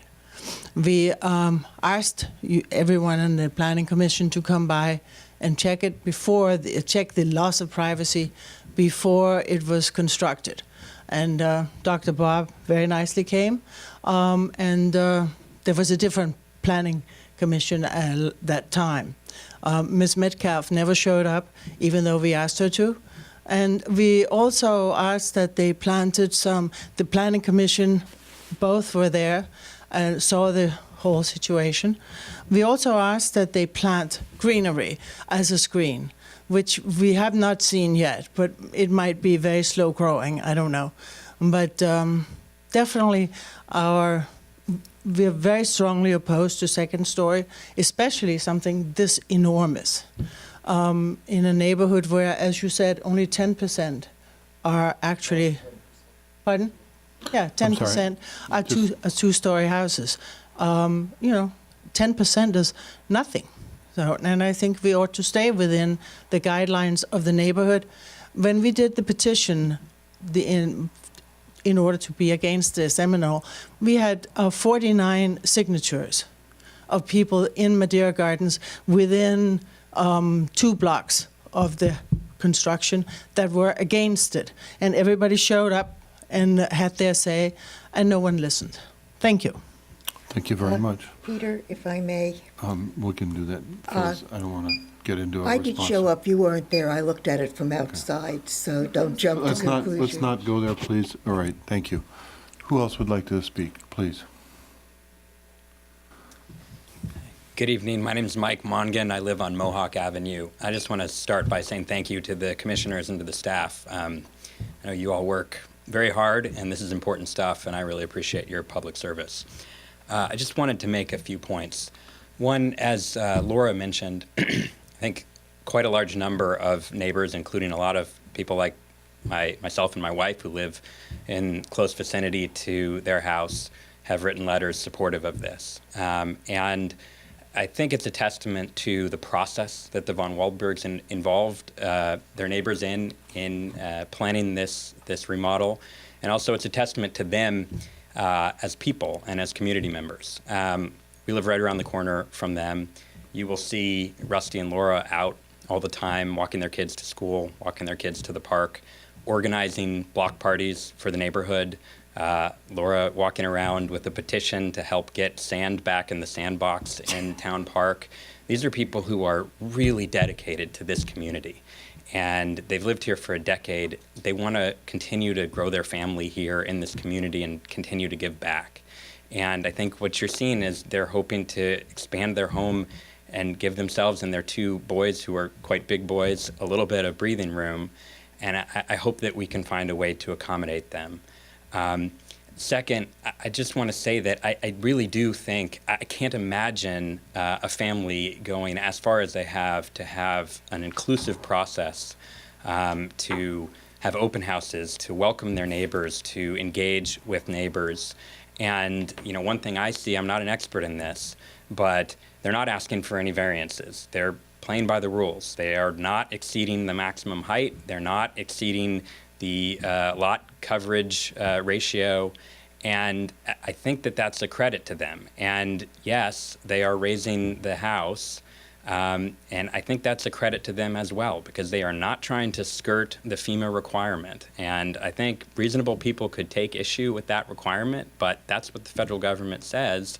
And I think you've seen them engage in trying to design a house in a way that will, you know, make sense in light of that requirement. I know change is hard.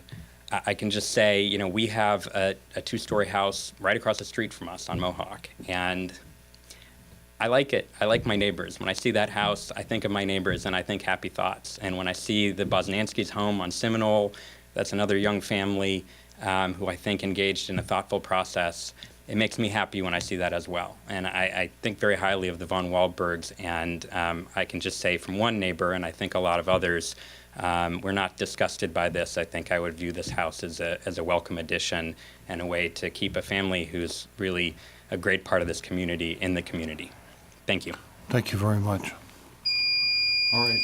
Who else is going to step up and speak, please? If you're going to, all right.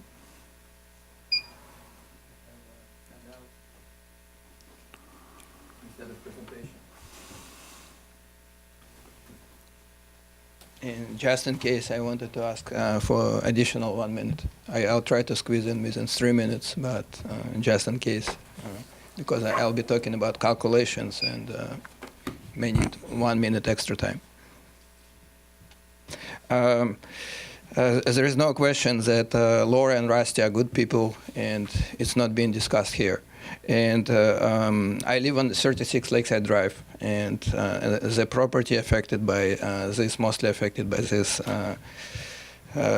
project. And per my calculations, and I have background in physics and engineering, 75% of daylight of the project will be lost.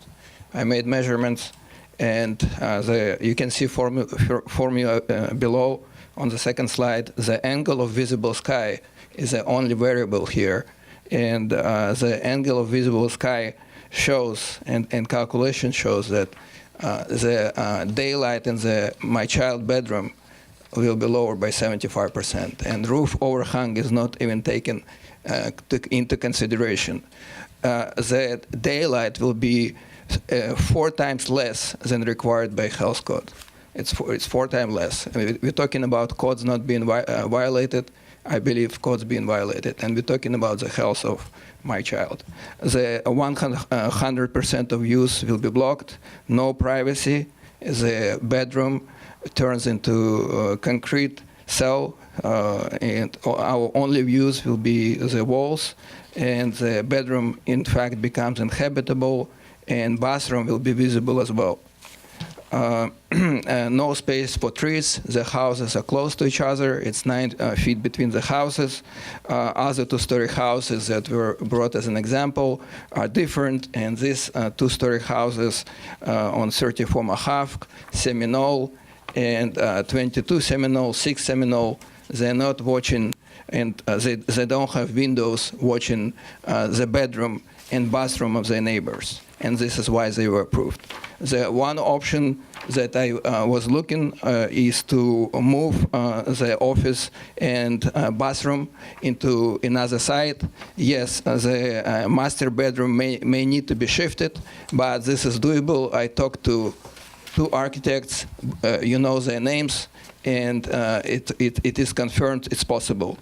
And another option is to obviously to build on the ground. This is what most of the neighbors want, and we respectfully ask a commission to continue the hearing and look at these other viable options which provide the goals that our neighbors looking for, and at the same time our bedroom, our daylight most importantly, and 100% of our views will not be lost.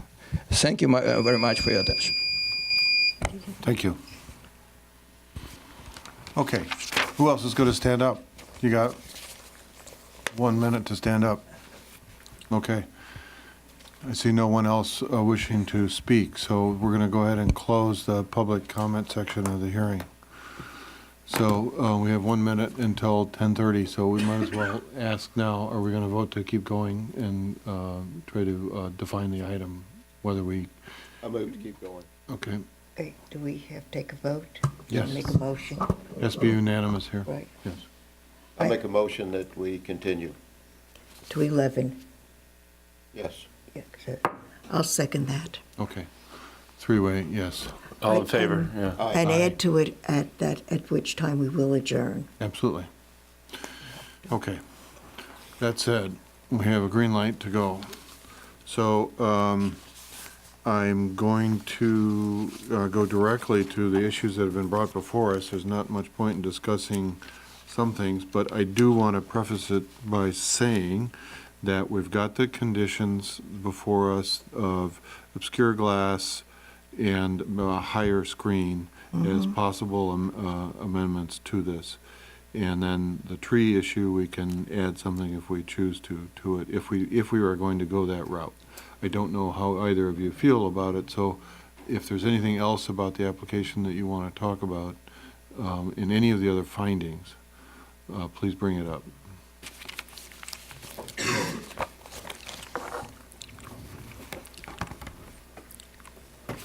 Is there anything else with another finding or any other issue? I don't know where you stand on approve or... Right.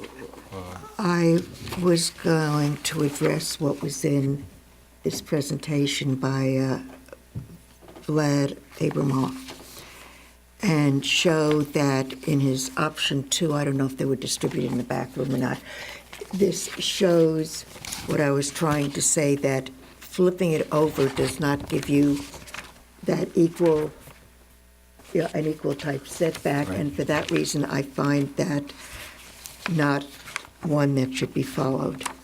Okay. I am not aware of what's in the health and safety code, and I'd certainly rely upon staff to fill us in on that, because he brought up points that really have not been discussed before or part of even our findings, so I'd like staff to respond. Okay. Yeah. Yeah, and I would, this is the first time we're also seeing some of these statements made. I am not aware of, there was one particular statement that was made about daylight will be 4 times less than required by the health code. Yeah.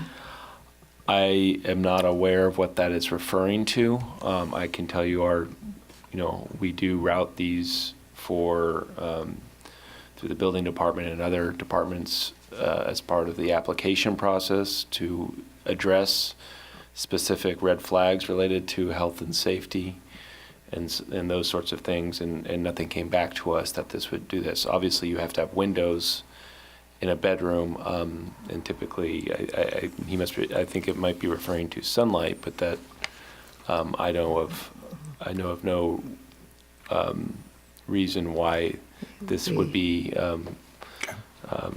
not allowed by the health and safety code. Yeah, because I think they refer to natural light, which would be sunlight. Okay. Dr. Bundy. I think the issue of tree plantings that are brought up before, I think the idea of creating some privacy screening and working with the neighbors would be really important from that standpoint. And your willingness to increase the privacy screen to increase your neighbor's comfort would also be a good addition to this. My overall sense is that in Madera Gardens, just like where I live in Mariner Cove, there's controversy when a second story is proposed.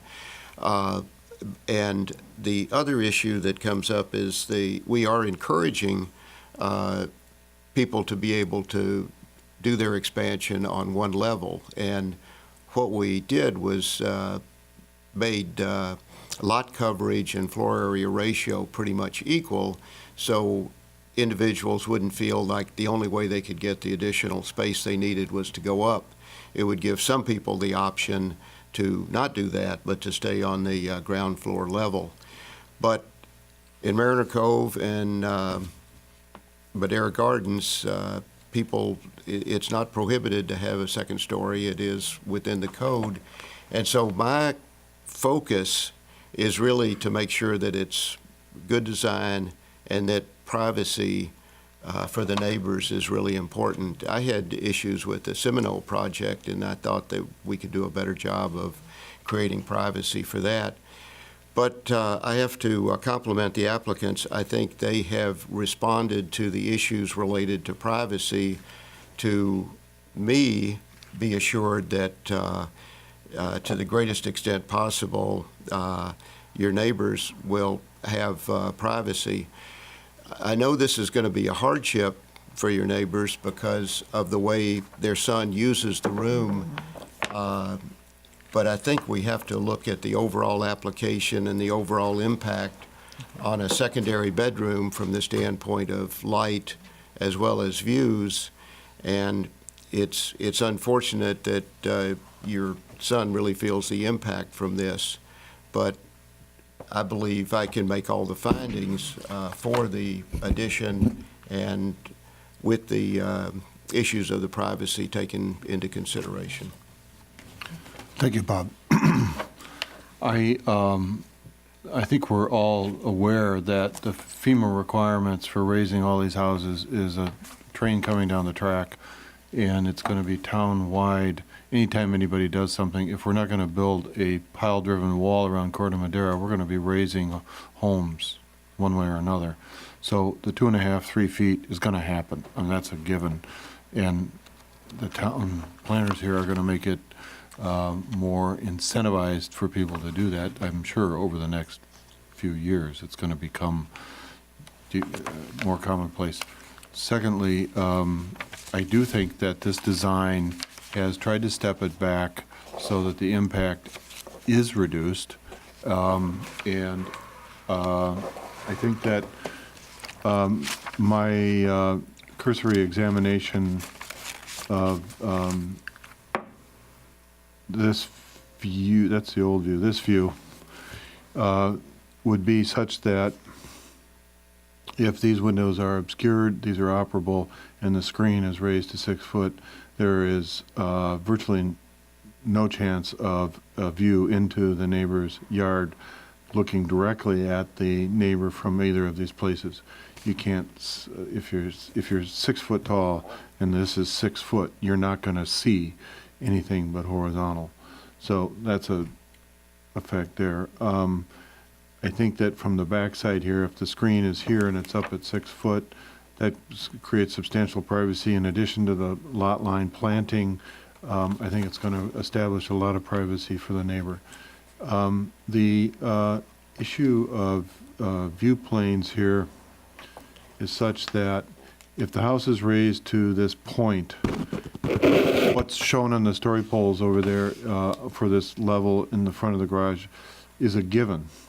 And that's not going to change with anything. And you take the view from this point, as all these dotted lines indicate what's occurring, and there's not a significant angle of diminishing returns between this parapet wall here, it's going to be there no matter what.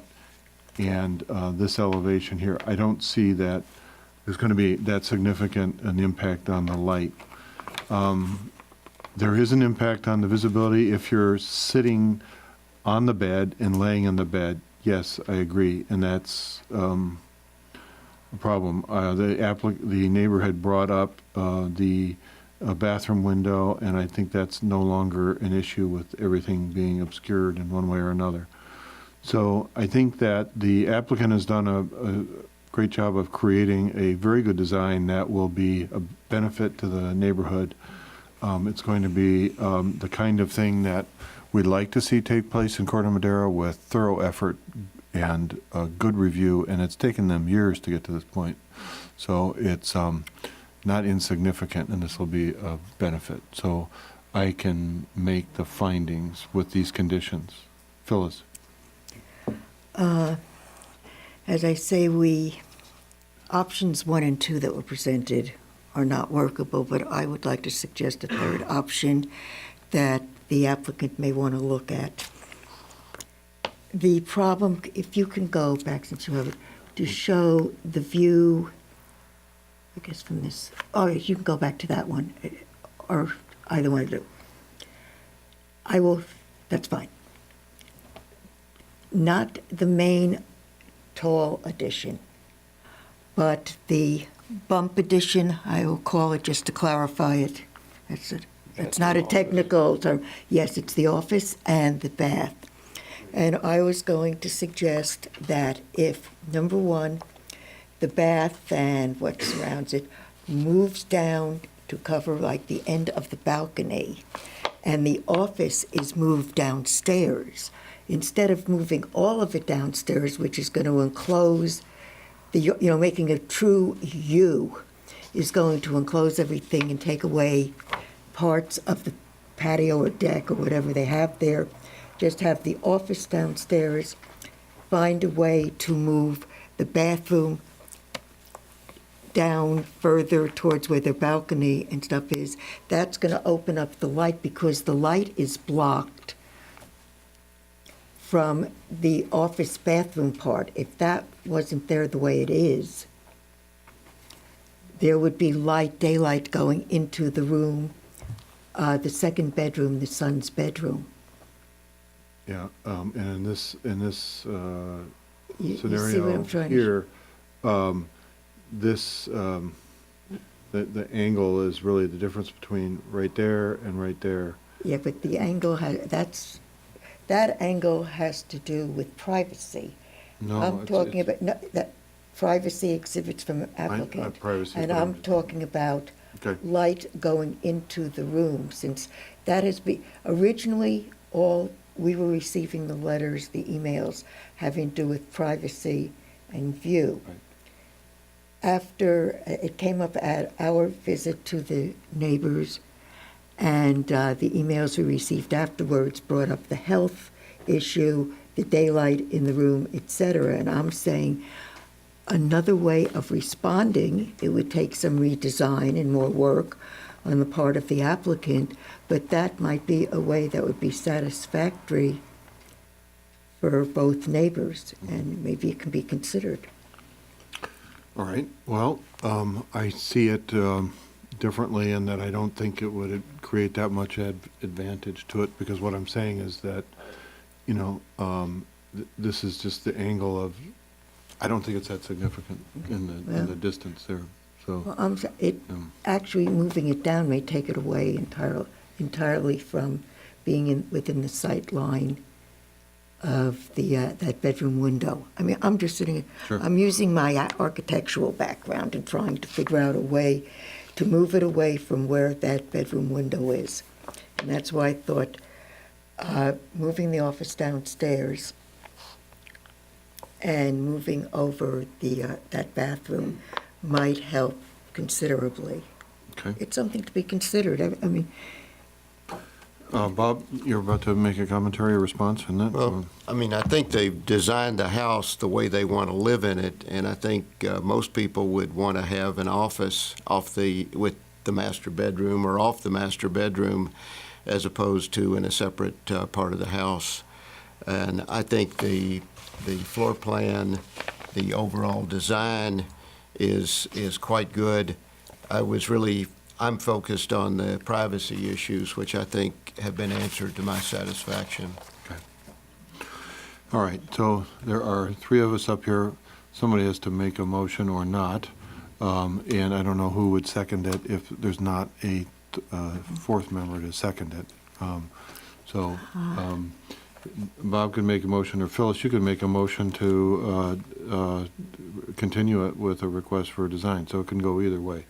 You can make that motion. I would, before I make a motion, and watching the clock, I would like to see if there could be a response of whether or not the applicant would be willing to consider some changes in the design which may open up that side a little bit more.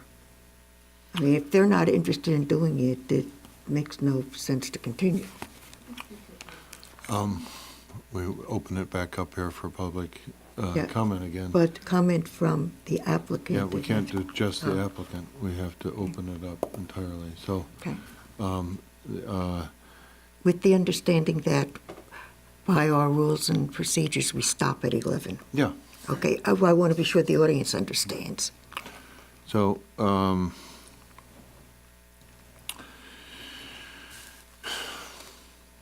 Dr. Bundy and I are on the same page. I think that it's a design that is arrived at with due consideration, and that it's appropriate as is. But if we open it back up, then everybody can respond to Okay. the commentary. Look, I love the design. I think the design is very attractive. I am just trying to find a way that is more satisfactory, that people can live with. I don't want to see neighborhood strife. I've seen too much of it over the years. And certainly neighbors are not in charge of how someone designs his or her house. I'm just saying it is something that could be looked at if they're interested. If they're not interested, then let's go ahead and vote, to approve the plan as is. Dr. Bundy? In the matter of major design review application PL-2018-0082 for a remodel in addition to the existing single-story residence, which includes a 425-square-foot addition to the lower level and a new 717-square-foot second story at 38 Lakeside Drive, resolution number 19-013. With any conditions of the obscure windows and... With the condition that the lower portion of the office windows are obscure and the height of the privacy screen is raised to 6 foot. Okay. Anything on the trees? I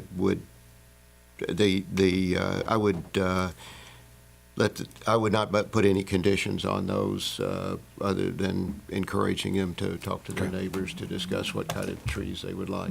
All right, I would agree with that. So, I'm not prepared to second the motion until I have a response from the applicant if they're willing to consider a change. And it just takes a yes or a no, and we don't need an application. Yeah, I would like just one clarification since it came up about hedges. And I'm not sure if that was part of it, but I would note that if there's a hedge acting as a fence, it cannot be no taller than 6 feet. It can go to 8 feet through design review approval. So if the commission wanted to consider that, that could be, it would have to be approval. All right, but I just wanted to clarify that that wasn't part of what's under consideration. that's good to know, yeah. Okay. All right, I didn't realize that. So, I can't do this without opening it up for public, So, right? well, To get the neighbor or the applicant response, yes or no, right? That's. I think there's a motion on the floor, Yeah, so and it's there has to could be- be a There's second. no second, I Well, won't second it. Right, but. So it but Chair dies. Trace, there's 3 commissioners, Yeah. any of But you the can- chair cannot second a motion or make a motion. That's usually in the guidelines. I don't know.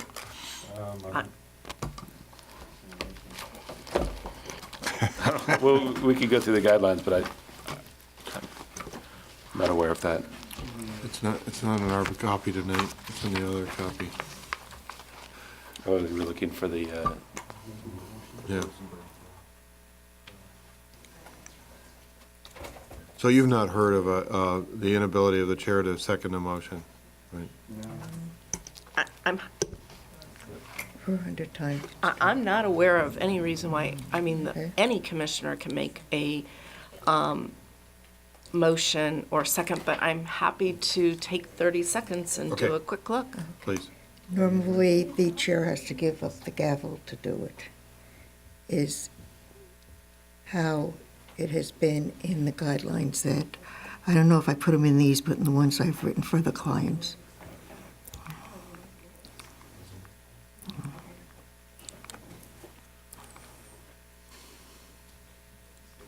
Maybe they'll just, maybe the other ones will just nod or shake their heads and be kind of. It's pretty clear they don't want to change anything. Mhm.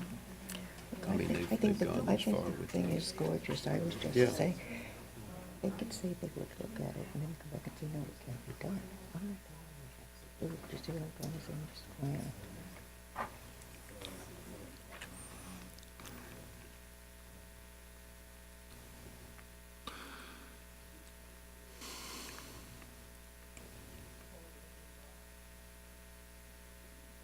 Okay. Time is a-passing. Peter, No, I if know. you want to We're- second it, go ahead. Oh, I can see here under diligent. I'm looking at motions in general and Rosenberg's rules. They're available and readily available to the public on the internet and guys, motions in general. The chair usually initiates the motion in one of three ways: inviting the members of the body to make a motion, for example, a motion at this time would be in order, suggesting a motion to the members of the body, a motion would be in order that we give, etc. Or three is making the motion. As noted, the chair has every right as a member of the body to make a motion, but should normally do so only if the chair wishes to make a motion on an item but is convinced that no other member of the body is willing to step forward at a particular time. So a chair can make a motion. Well, if they And can it make the motion, they can doesn't- second it. Yeah, it doesn't speak to the second. So again, there doesn't appear to be a prohibition about the chair making a motion or a second I don't under see it. Rosenberg's rules. Well, you now do Rosenberg's. Roberts did it Okay, one time. I'm going to second the motion. All right. Commissioner Bundy? Aye. Vice Chair Metcalf? Aye. Chairman Chase? Aye. Thank you. Appeal rights. Appeal rights. Any action done by the planning commission can be appealed. Application, sorry. Any action done by the planning commission can be appealed to the town council within 10 calendar working days. Appeal forms are located in the planning department. There is a $300 filing fee. All right, thank you. You should make mention of the fact we need a materials board. That's right. So, this applicant must come with a materials board back to staff post haste. I won't sign the resolution unless there's a materials board that we can agree meets this guy in terms of the names of the colors and the physical samples and all of that. So, thank you very much. Move to adjourn, anybody? Move to adjourn. Second. We are adjourned. Thank you very much.